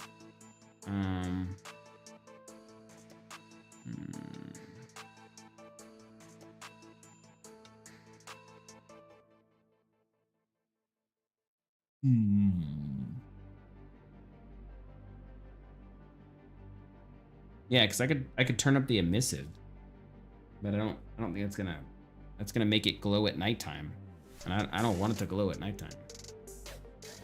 I do not want it to glow at nighttime. Let's look at my two-sided texture for this. So I have my diff, which is good. I have my specular. That's my instance color randomization. Subsurface coloring is coming in with instance color variance.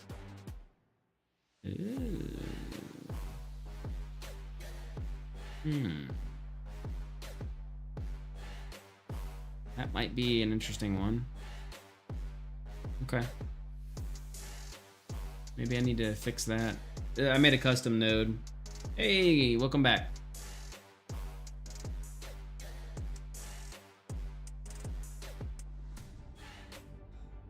I don't know. I kind of like it, but at the same time, it annoys the shit out of me. So that's birch tree.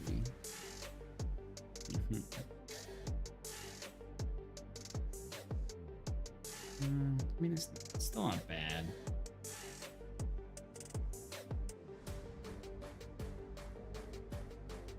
That's the flower one.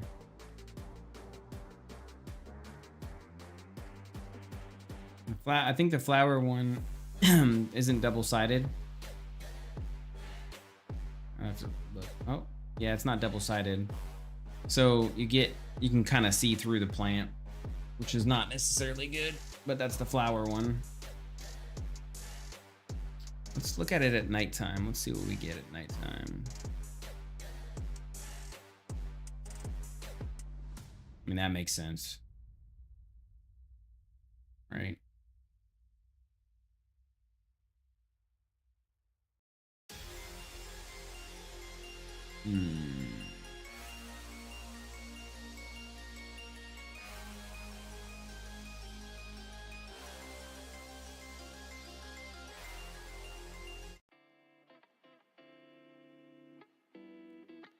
There we go. Get some chill beats in here. So I mean, this is the other one, right? Oh man, that's crazy. That's grass. Yeah, I don't know. We'll stick with it for now. I think the mesh is fine. I have no issues with the mesh. Yeah, I have no issues with the mesh. It looks good.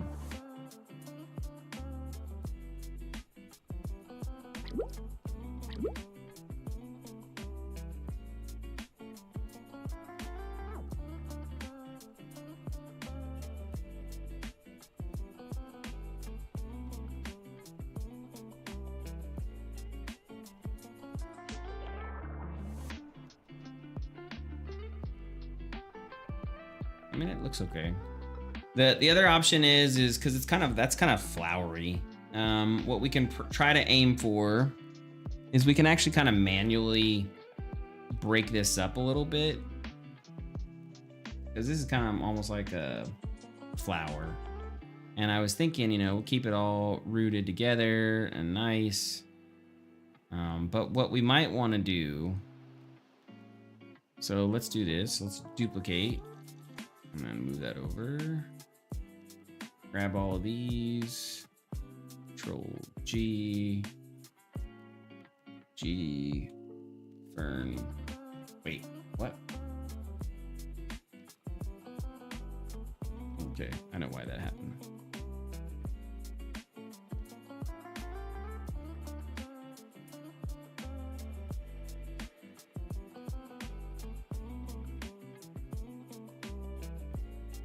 Okay, so let's kind of go back to the beginning with this.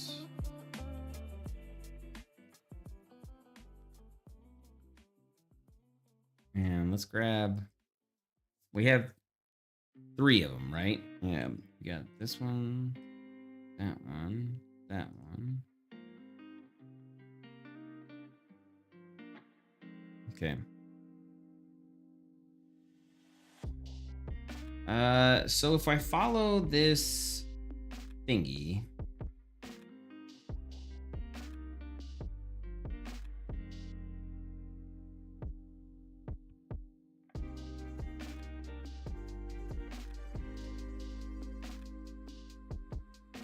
the way this kind of works is it has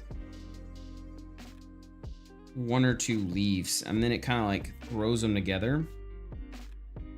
So we can do, instead of having the leaf always be the same, we can kind of modify it out, which is an interesting concept, but that's how it works. So you just kind of pull it down.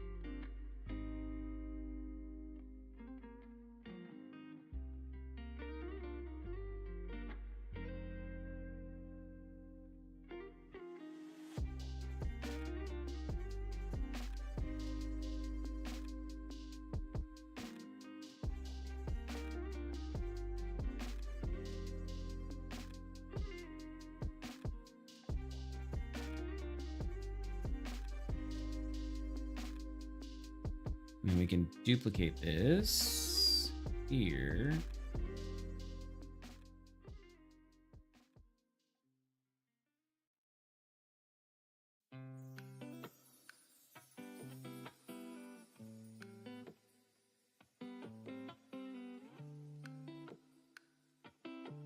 Yeah.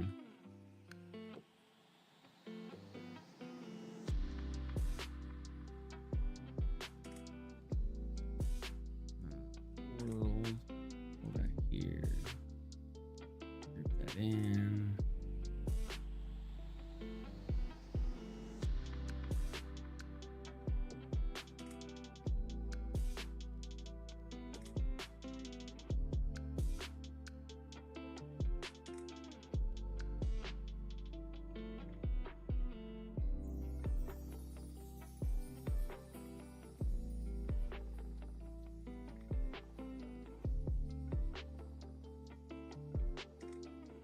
So something like this isn't bad either. You know, it kind of has that nice structure. It looks good. Well, maybe we can make this fern 3. What time is it for me? I'm currently, it's almost 8 o'clock for me. 8 o'clock at night. So this will be fern 3. I have a normal day job, so I have to go do my normal day job. Then I come home and I stream for 4 or 5 hours with you guys.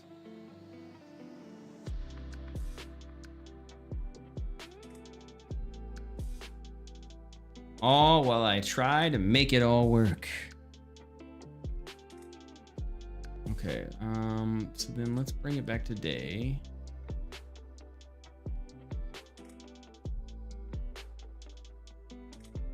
What about you? What time is it for you?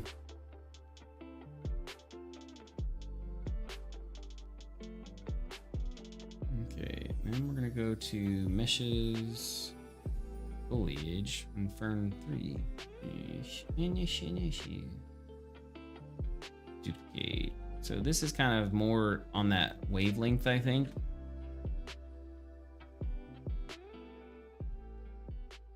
It's not like overbearing. It's got just enough.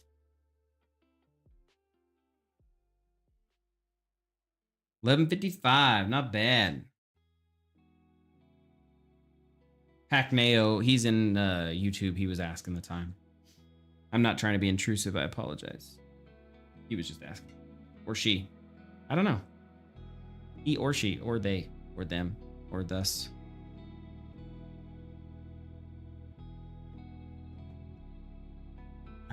Okay. Turn on this. Turn on preserve area. Set it to relative area 0 and apply.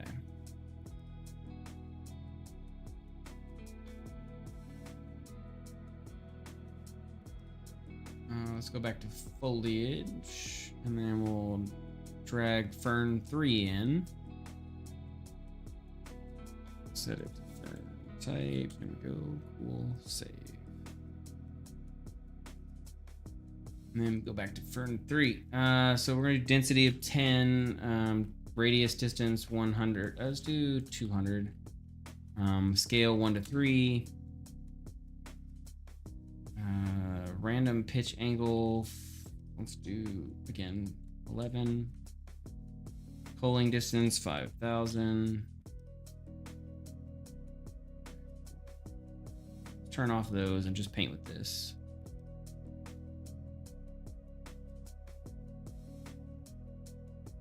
Yeah, I think I'm leaning more towards this type rather than the other type.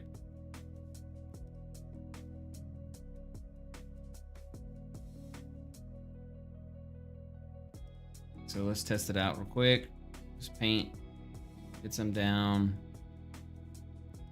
We're at 220 right now. It's not too bad.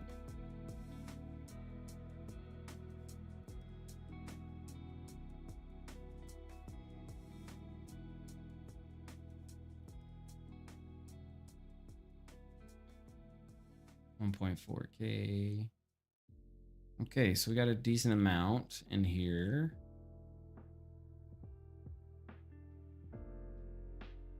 I'll have to select the ones that are annoying me. Like that one. Get out of here, Kappa.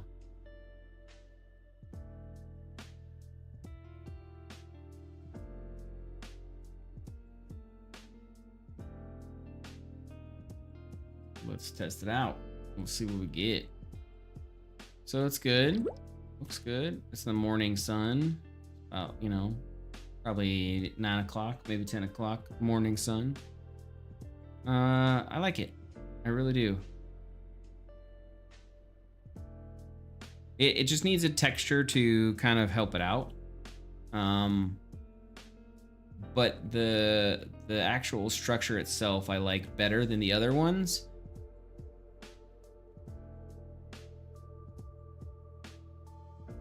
I'm using, there's a plugin called, I'm not a big fan of plugins, but I only have me and Mester coding right now. And so because of our limited coders, we have to use plugins. I can't just be like, let's homebrew this.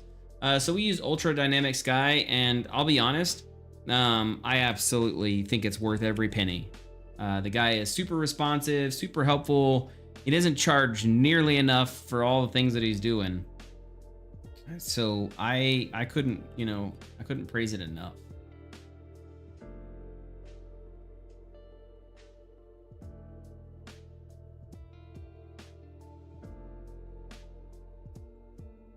That's actually what a lot of people use, in all honesty. And so I love his ability. So some of the things that I'm not a fan of is, and I'm gonna have to modify them when I get more down the road, is you can see how the clouds are amazing. The volumetric clouds are just to die for. But it makes everything kind of dark. And so this is a lighthearted game. Fog is cool, you know, it's got some good weather. And so I've used as much as I can to light everything up, but this is overcast. And this is overcast during daytime, right? So either A, I never allow for overcast to happen, or B, I got to figure out some way to light overcast up, because it's like, I mean, you can see this is okay, right? During daytime, it's not super bad. But at nighttime, this bad boy gets dark. I mean, we're talking dark. Like, and so there's things that I can do to kind of fix this up, but I mean, for all intents and purposes, this is like a black scene, you know what I mean? And I could add in emissive, or I can throw in exposure, maybe modify that, but then it jacks everything else up. So I'm not trying to do that. I don't want to do that. I want to keep that, nice simplicity that we have. So I have to look at it, but he does have a lot of good stuff. Like the raining is amazing. Looks super good. And it comes with all the sounds. And it actually culls based off of where you're at. So I'm outside right now, you're hearing it, you're seeing it, but you can also see that it's not going inside. And then once I'm inside, it culls the noise, and so everything's nice and clean. If you have an area of the map that lets the raindrops come through, which this does, then you see the raindrops. It's got a bunch of other stuff to where it can modify the ground out and make the ground look more amazing. Like you can actually make it look watery, and then I can have it to where it makes him look watery. So like the drops that hit on him will saturate him and make him look like he's got water. And all of that's for the price of the plugin. And this is like AAA quality type stuff, And then he has the thunderstorm is a really good one. This might be a little too loud, I apologize. But I like it because it's got really good thunderstorms. The lighting of the thunderstorms is super nice.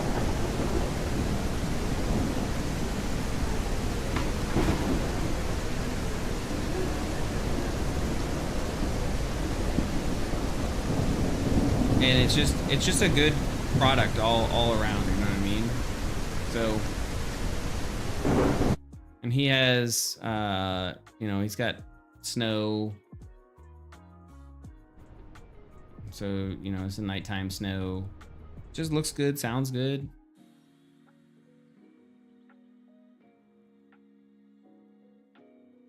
It's a good thing. That's why I like it. And I don't, like I said, I don't have to control a lot of it. And the snow looks good as you're moving, as the camera's moving. It just acts really well, man. Super good plugin. So.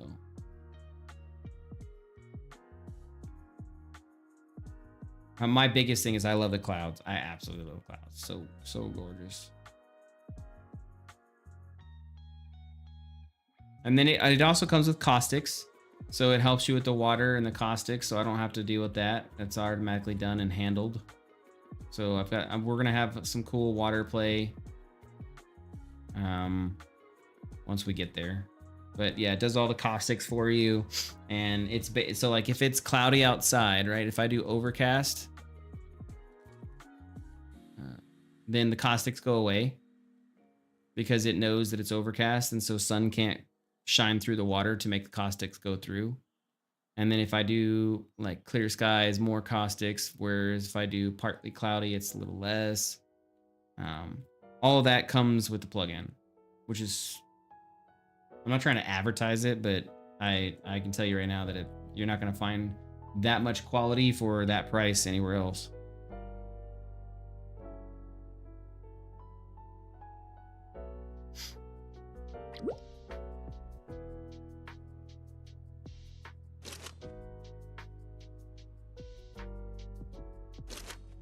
Go fight a guy.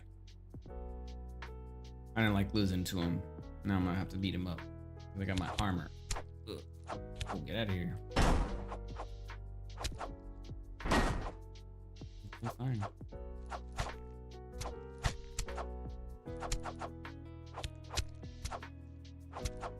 So in this scenario, I beat the champion. I would become the champion of this villa. And then I can go on and try to take on more villas. What we're making is we're making the demo. And so in this demo, basically you're only gonna be able to do this villa and this villa only. If you like the game, then you'll go play bigger version and you'll be good. But this is specifically just this demo. Okay, I think I like this better. So because I like this better, we're going to go back and fix the other ones. And we're going to fix the other ones to where they're less. Less is more. Man, so I ate syrup for the first time in, I don't know, however long, like 2 days ago. And ever since I've ate that syrup, everything is sticky. I've taken like 10 showers and everything's still sticky. And it's because that I'm not used to all those sugars in my body. And it's like, ugh, I gotta detox. So if I'm like itching, scratching, moving around, it's because my skin is feeling uncomfortable because I shouldn't have tried syrup.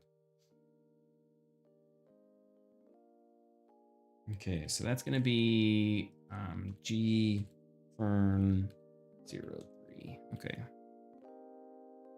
So let's go back to fern 1. And let's kind of replicate what we just did, right? So we got rid of a lot of things. Maybe leave a couple of them in play.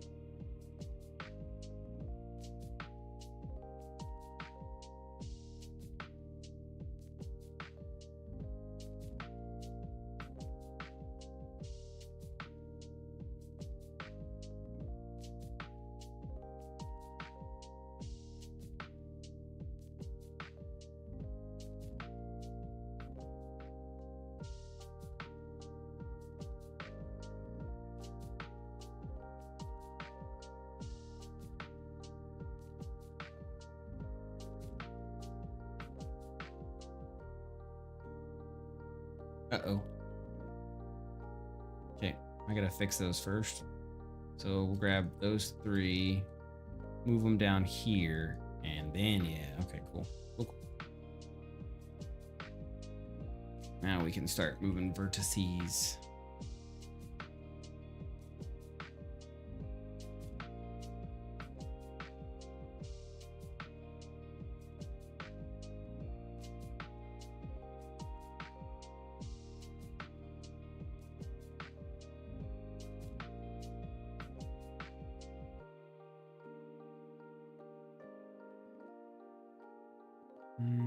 Let's do that here. Yep. And put that one way up here.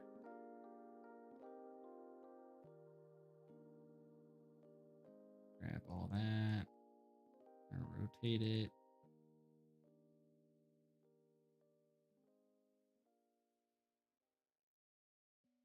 Okay.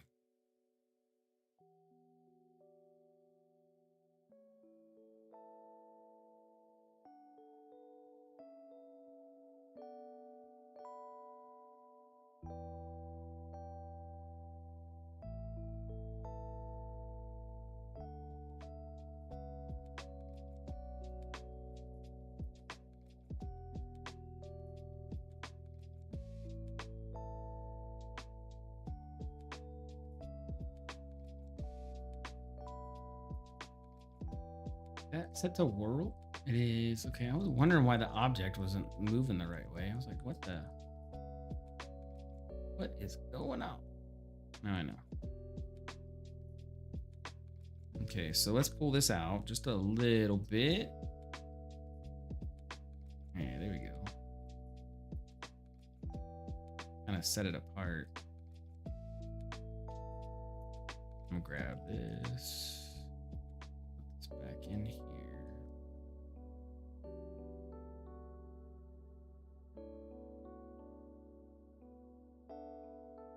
Yeah, that's feeling better. Maybe not so much.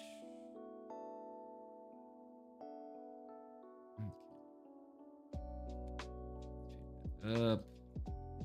Fill this gap. Tweak it. Yeah. Maybe not so much. Okay. Yeah, so we got a decent structure here, and what I'd probably want to do is, this is a little long for me, so we'll probably pull it down. I don't like that it covers this. Pull that over. Bring that here.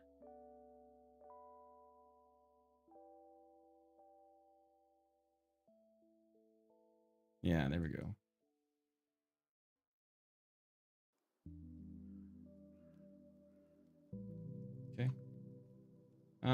Maybe we, is there a way we can shrink it? No. Damn. That's okay. So this one is what, 2? No, this is 1, I think. Yeah, it's fern 1. So back, place fern 1. Let's go take a look at it when we put them all together and combine them.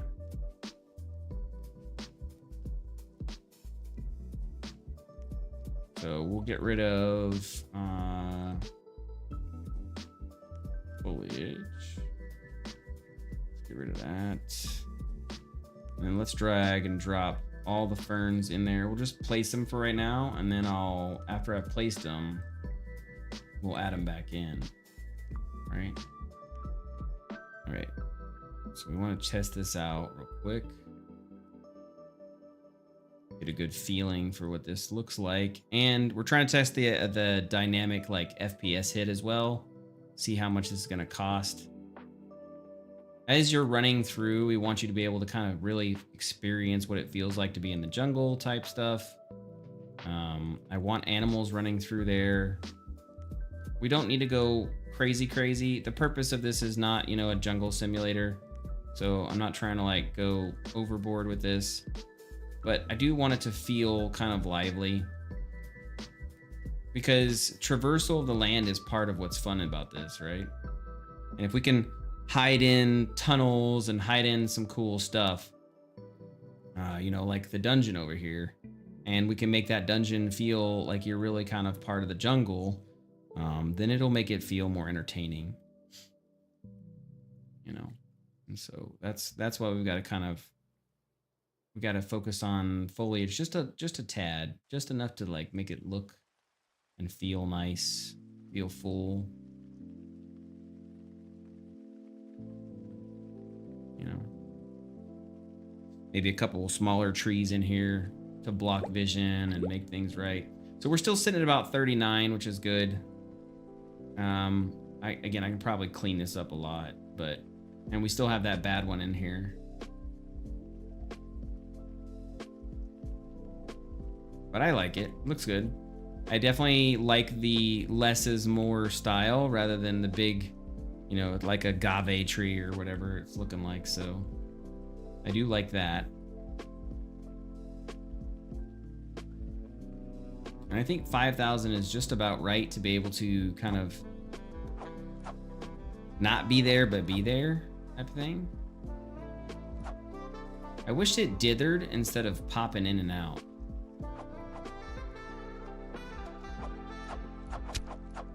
I gotta learn that. Oh damn, no, homie. My little stick isn't crap against him. And then I'll probably have to clean it up too. Or we can get it working with PCG. I am not a PCG master in any way, shape, or form, but I've seen a lot more people doing it, so now we can probably get it auto-populating with PCG, so I don't really have to do much. But either way, it looks good. I like it.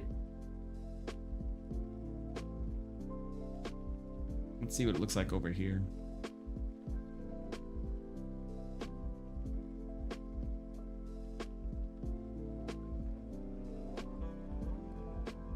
Yeah. So I'm getting hit by 10 frames at some point in time. Like it drops to 10. I don't know if it's because it's processing something or what, but it does drop to 10.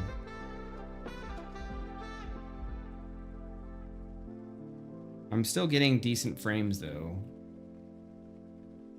Because 30, this is gonna be probably about 100, maybe 190 on when it's out of engine. A good representation of that is here, so I'm getting 90. And when I have no foliage, I'm back to like what, 120, something like that. So I need to let's reduce it just a little bit more. And then what if I changed this out, right? Instead of having a fallback error of point, let's do 1. I think that's a good metric.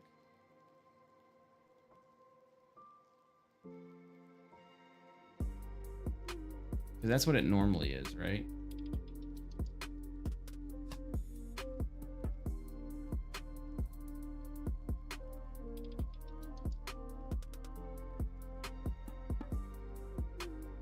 If I get rid of, oh, I didn't put preserve area on that one either. Oh, nice. So that one should be a little bit more performant than the other one.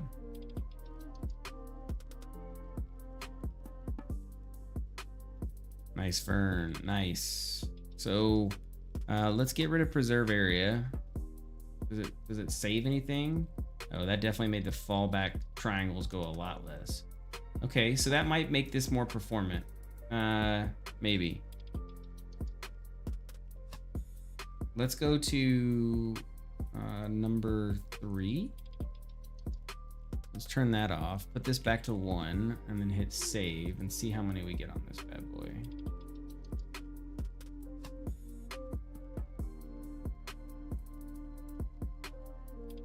What if I turn off nanite and turn it back on and apply? Yeah, 414. So that's pretty good.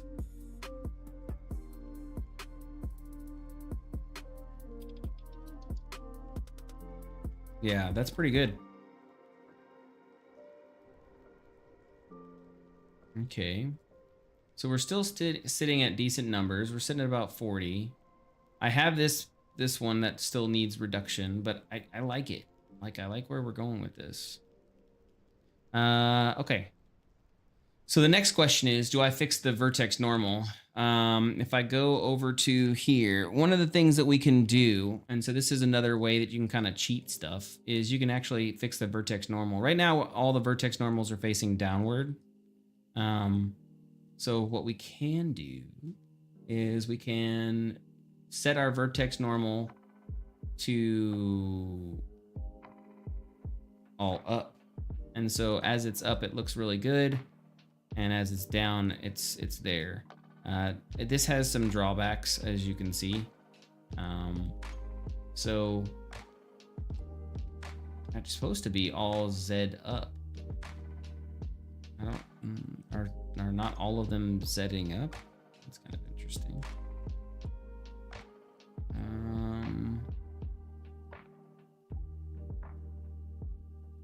If I freeze the transformation, and now I do mesh display set normal. There we go. I was like, what the banana? So let's take a look at this real quick. So this is number 1, right? So if I export this out, I'm gonna go to fern 1, and then I'm gonna come back in here. You're gonna see kind of a big difference in how these things look.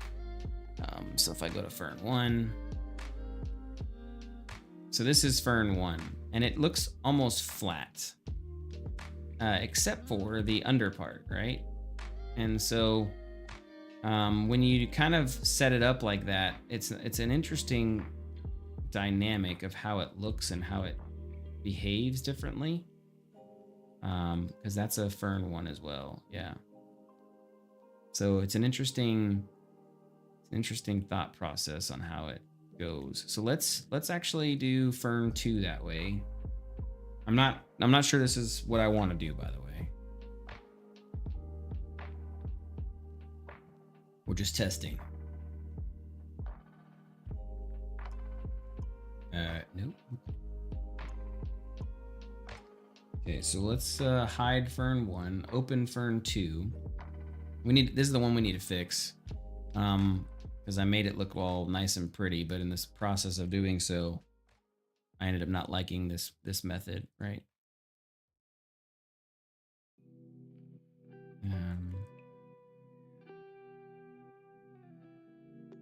Okay.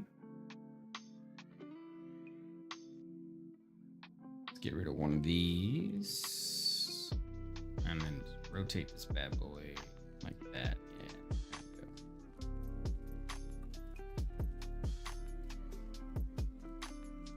Okay, so my problem is I don't want to have any of these up here at all. Okay, I'm gonna bring these back down. So all of that stuff is back down.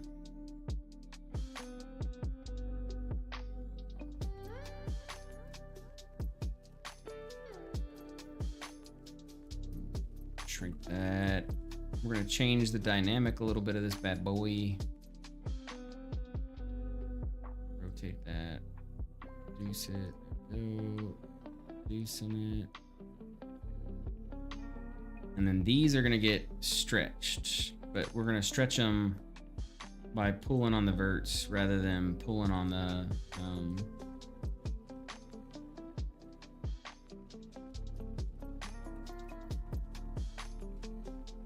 out. Yeah, there we go. Okay, cool. So we'll pull it up here and then bring this back down.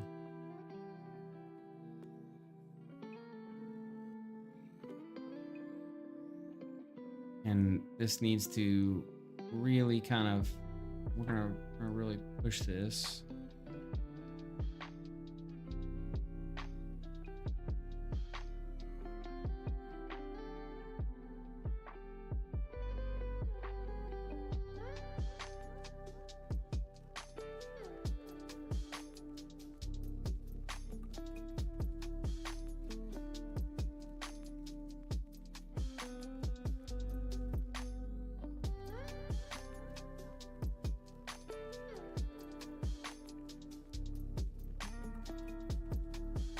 Yeah.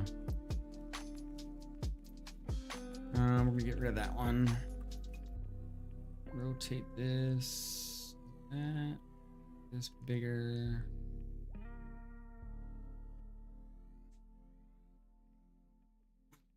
Try to. Oh, I'm over here working, and I apologize, people. I apologize. I'm over here working, not even realizing that I'm not streaming.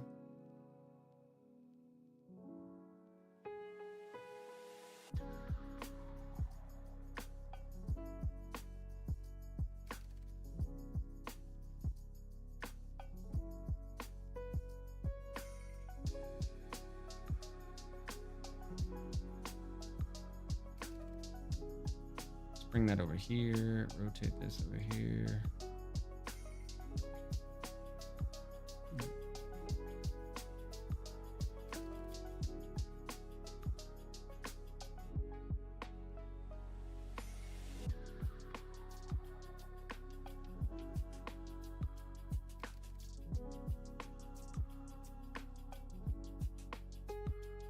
Increase the size.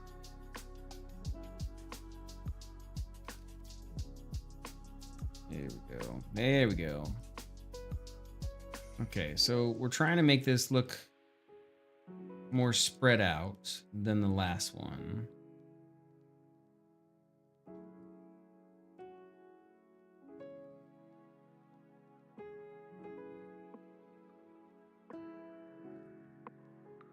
Okay, is that all? That looks fine. I think this is too big. Let's bring that over. Maybe rotate it a little bit.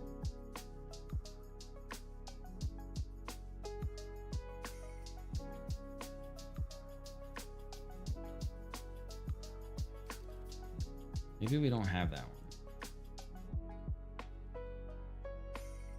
And we get this one instead. Yeah, it's not a bad choice. And then put it there.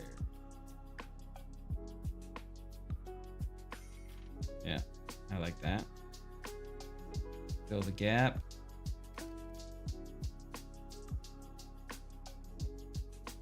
Okay. I'm a fan of this one. So this is 2, right?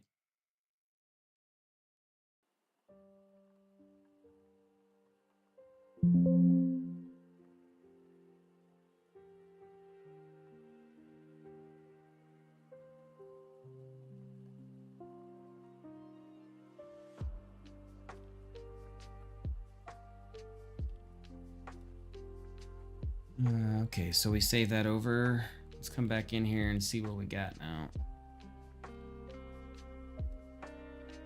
Okay, so that looks pretty good. I like it. And the last thing we need to do is I need to set the normals properly. And so, well, not properly, but in the way that we just talked about, right? So by doing that, will fix kind of how the light hits it. So all of our normals have been set upward. And so by setting them in the upward direction, we get a decent kind of flat look on it rather than that look that we were getting before.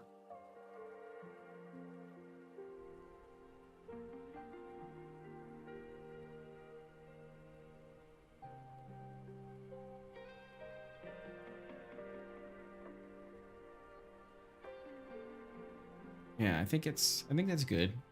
It's got a nice flat look to it. I'll probably have to modify colors out just a little bit so that way it matches more with what I want for the ferns. We're getting 35, 40 FPS average, so it's not too bad. You can see that the frame time has gone up a lot for rendering. And so if we come back here, and let's get rid of all the foliage. And I play one more time. Now the frame time, we're still at 22. So we didn't really save anything. We're still processing at 22. So there's something going on that's not related to the foliage that's causing a little bit of the delay, which is okay. That's kind of how it goes sometimes.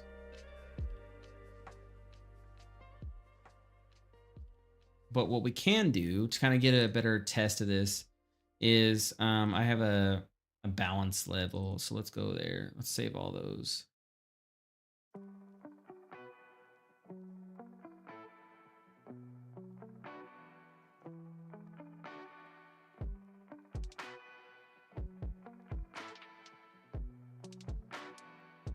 Oh, I thought it was loading.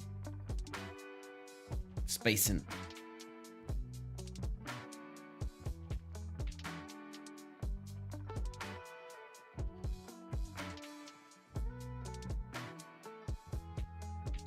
Okay, so this is my dungeon test level, so I can start practicing and getting things on the dungeon working. But for foliage testing, which is what I want to do real quick, we can actually put it here too. Load in our foliage types, make sure I can do on static meshes, and I should be able to. Why can't I paint? I should be able to paint. Why can't I paint?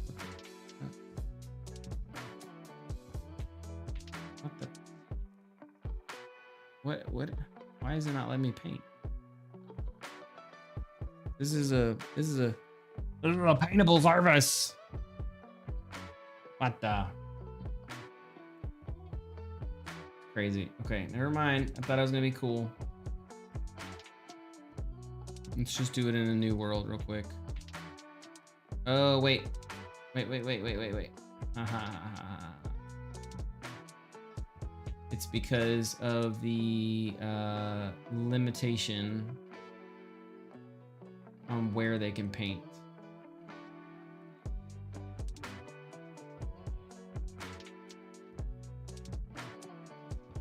Nope. Okay, that's not it either.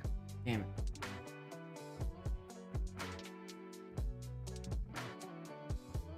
Okay, well, I guess we'll paint it in here real quick just so I can test it out.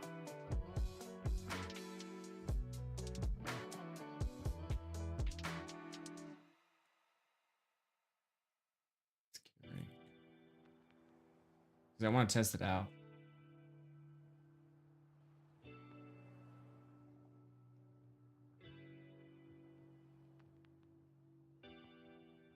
There we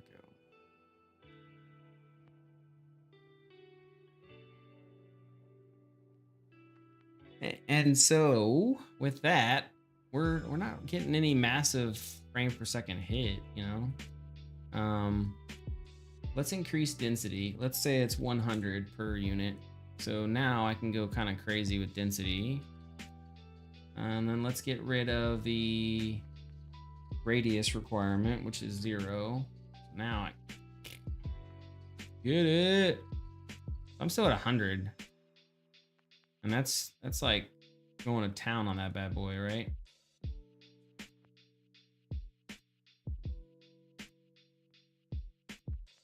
That's if I make it 10.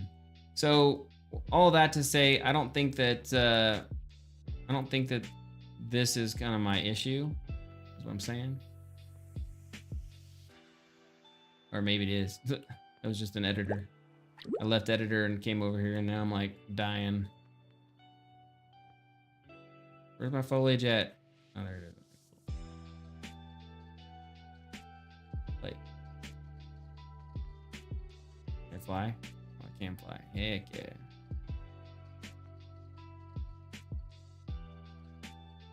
I thought it was over here. I'm not close enough. What the? Yeah, I passed over it. Oh my lord. Okay. Where's the foliage at?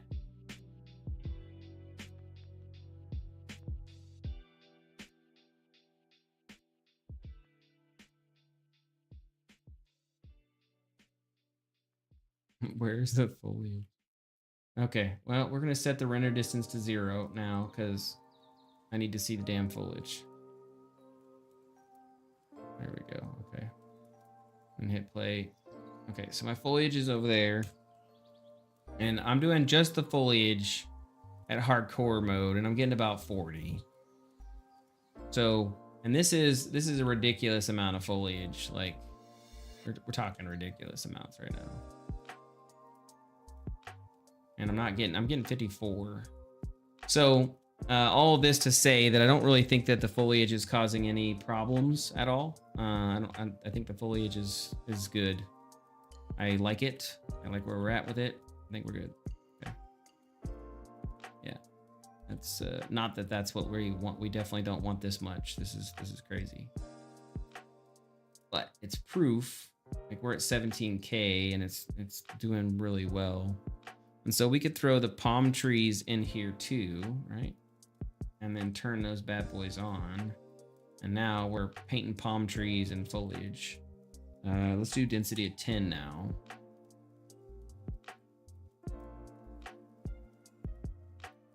And 200 and 200. And we're still, like, I'm getting palm trees with the Zuzu. Paint density 0.2. Yeah.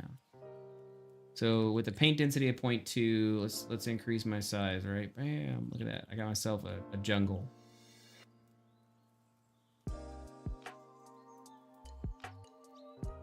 And my in-editor frames per second isn't bad.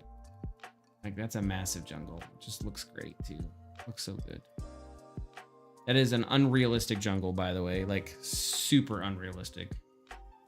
What I mean by is for gameplay and the amount of trees, like we would not have that much jungle. But for the sake of testing this out, if I come in here and I play, I'm still, even looking at that jungle the way it is, I'm getting 27 frames per second.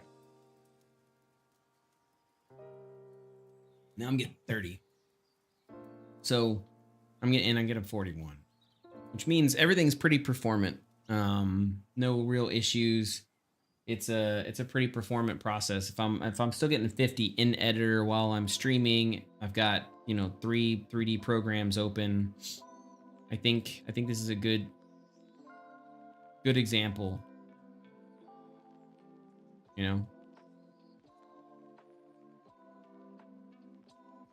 Of how detailed we can be with our static meshes and kind of have a really good look. We're still here and we're getting a good look. Now, what I would like to try, let's unload, and then I'm gonna load the selected region. Yep. What I want to try is I want to see if dynamic sky is what's causing this problem, because that might be what's actually causing our lag. UDS is really good, but it also has some performance issues too. But we'll know that in 2 seconds, because I'm just going to take UDS, drop it right in here, and then I'm going to use the loader.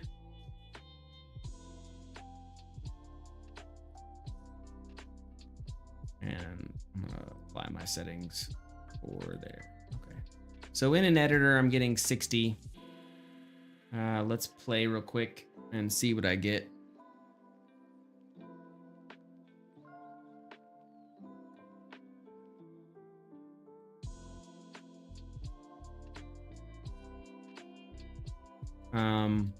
And I'm still getting 30. So again, I don't think UDS is causing any of the crazy problems. Now I'm getting 40, 45. So it's, like I said, I think this is it's a good cheap structure.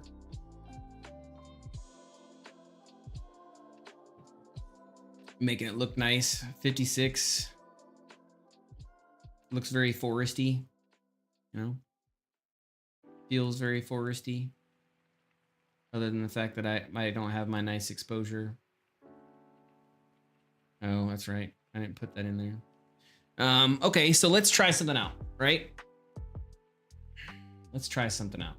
I don't want to try this out because it's gonna mess everything up, but we're gonna try it out because that's what this is about. Don't save any of that. No. Okay. So you can see we have a lot sparser, right? And like I didn't go super dense with this bad boy. But let's say we did, right? Is there something else here that's causing the lag? That's kind of what I'm curious on.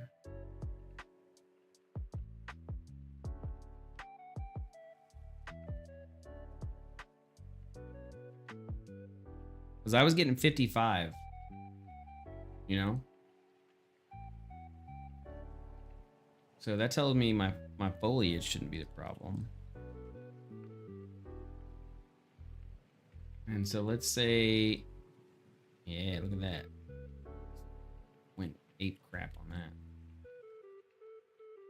Okay, I'm about to fix some things. Damn it. Okay, so those are gonna be 10, right? Now, that's gonna be 10, radius of 200. Let's go crazy with this one, right? 1 to 3.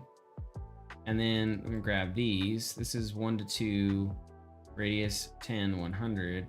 Okay, so that, I mean, that's good.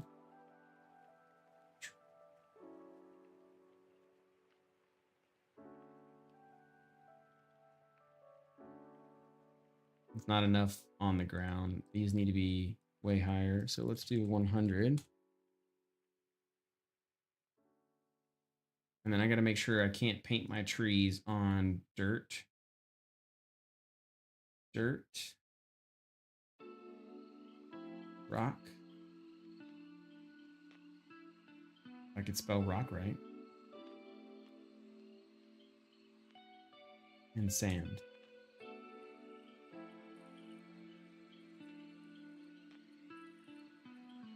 Nice. So that's far more sparse, right? Okay. And then I think these are all the same. So dirt, rock, sand. Okay. So we're gonna make a dense, like a ridiculously dense forest real quick. Like way more than it should ever be. Ah, it looks cool though. I'm not gonna lie. Okay, so then let's hit play. Heck yeah. I mean, look at how crazy that is. That's so ridiculous amounts of foliage. I'm still getting 37. So I mean, honestly, it's not bad. And I'm getting like crazy. Crazy.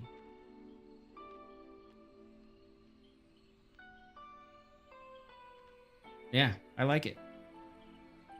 I don't know if this is gonna be what we stick with, but I do like it. Because at nighttime it's gonna get even darker. Like, ugh. You're gonna be in the forest and be like, I can't see anything. Can we please leave? Like, I don't know what to tell you, boss. You're screwed. We are gonna make not a torch, but we're gonna make like a little helper person that flies around you and kind of lights things up.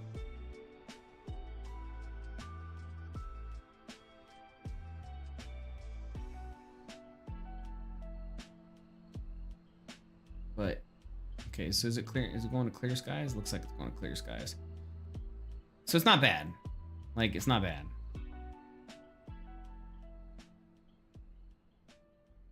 But if it's in the forest, it is definitely dark. Like, that is dark over there.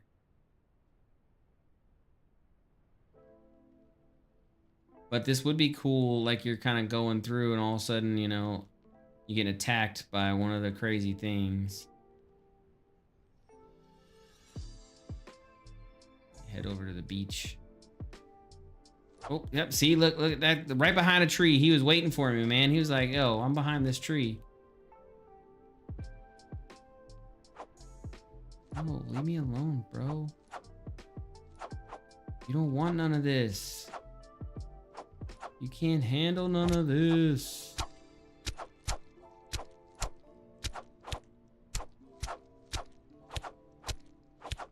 Actually, he's probably gonna kill me. Nope, I'm gonna kill him. Heck yeah. Oh no, get back over here. You ain't run away from me. Yeah, that's right.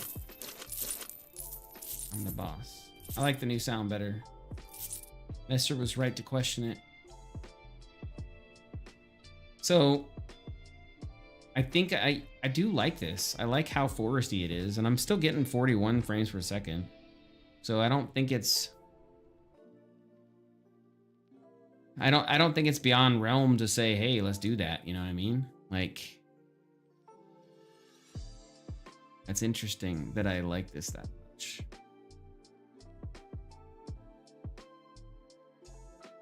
Very interesting that I like this much.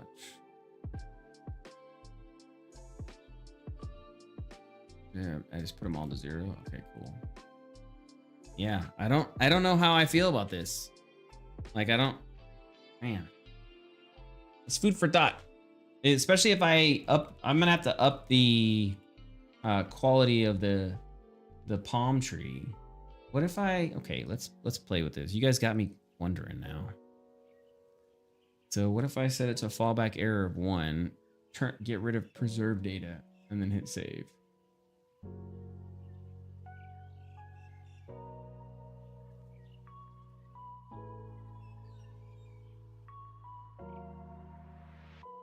Right? Okay. And then I'll do it for palm tree 2. Get rid of preserve area, switch it to 1, and then apply. I don't really see it as doing much, you know?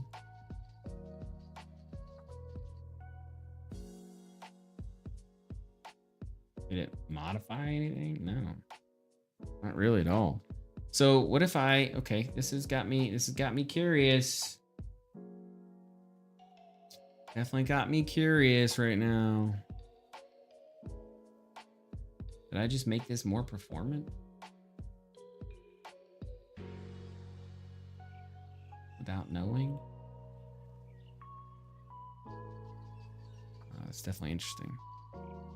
Let's go to the outliner. Grab my PCG.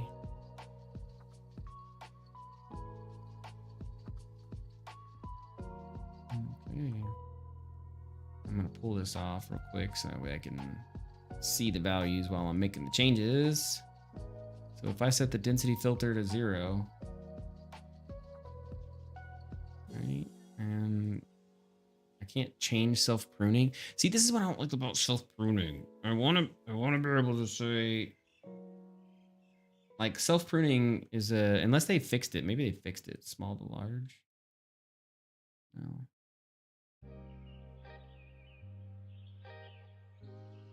So by doing this, do I increase, decrease? Like, does this do anything? What if I just did this? Pam. Let's say I got rid of self-pruning altogether. Oh, shit. Okay, well, that's definitely the forest thing we were just talking about. Okay, so then I put the density filter at 0.8. Ooh.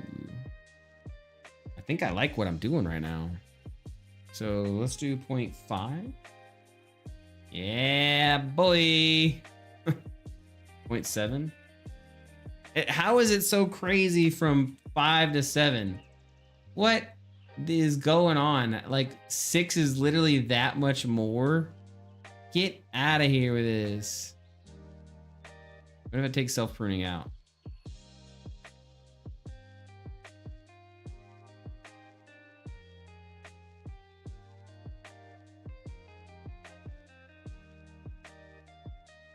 .65? What the? I'm confused. How to... PCG! Why must you be so crazy?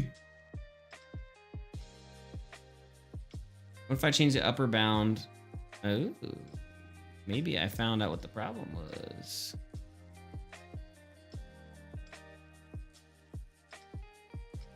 No, I definitely did not.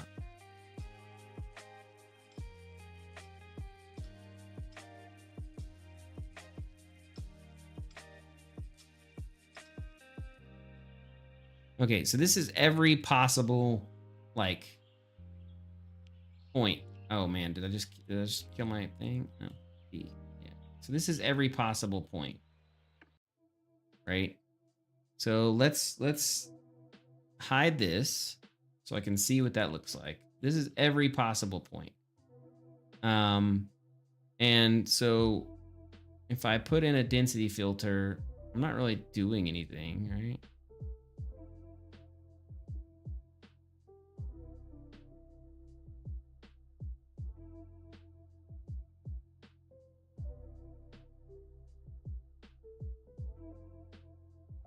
So this is what I want.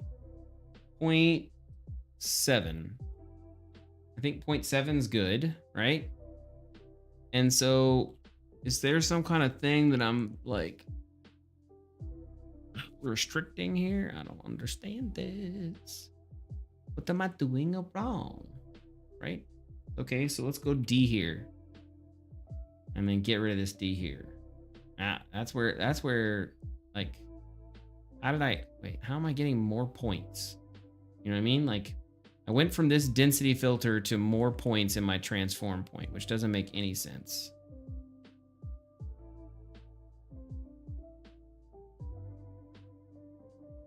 What if I turn that on?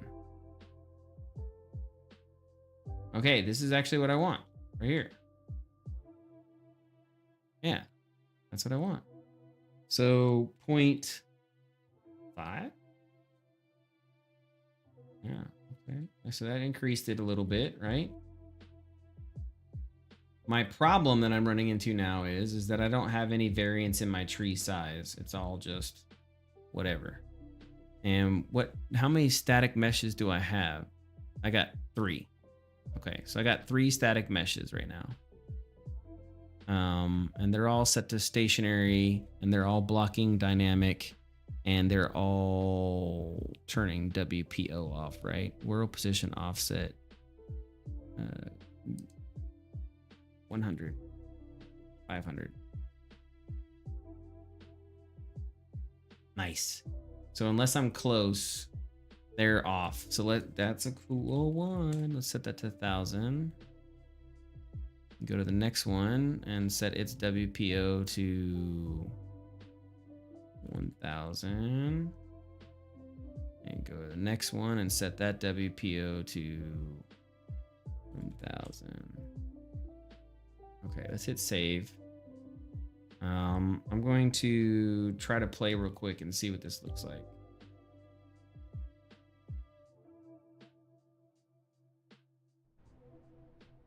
I'm at 13 frames per second. Which is kind of crazy if you think about it. So that's probably too many trees.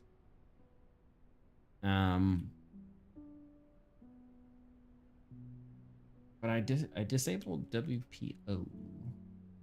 Maybe their distance is being like they're rendering too far, because I'm getting 70 here.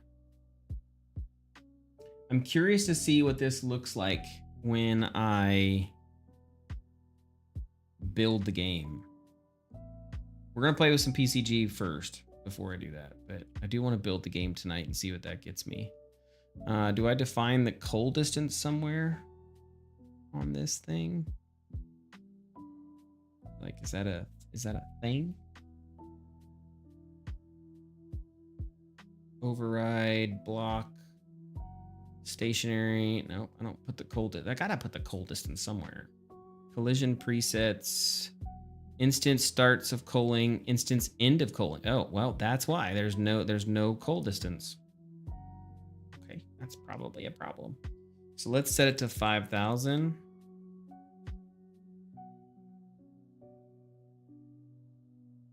And then set the next one, cold distance to 5,000. Okay, it's supposed to be 5,000. Yeah, here we go. And then, no, get back here. And the last one will be, wait, what? It's only 1, 2. There we go. 5,000. Cool. So now I've set that to 5,000. And we see we get a lot of culling here, right? But what's our performance like now? Only at 19.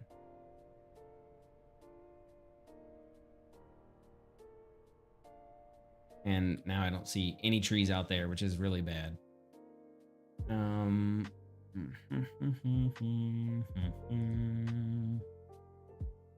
Okay, so what if I do, let's turn this off. I don't need this right now. So that should fix some of this.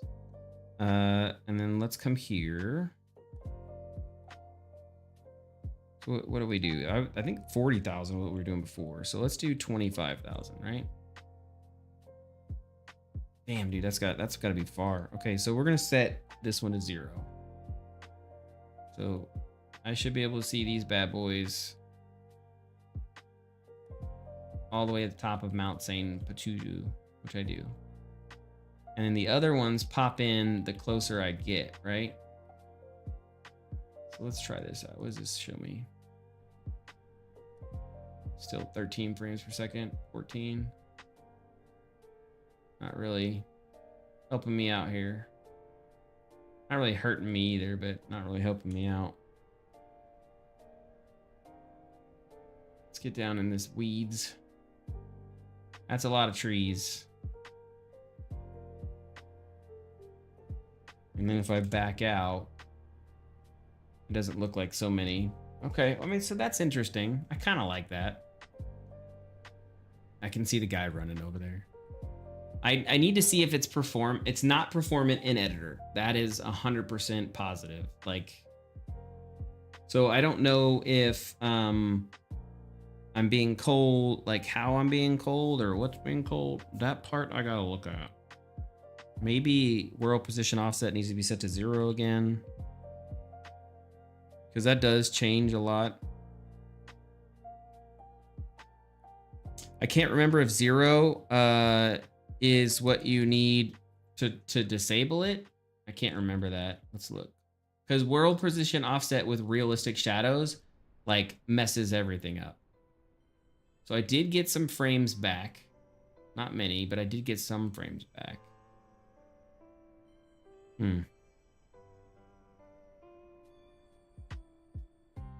Okay, well, how about this? I'm probably gonna close down the stream.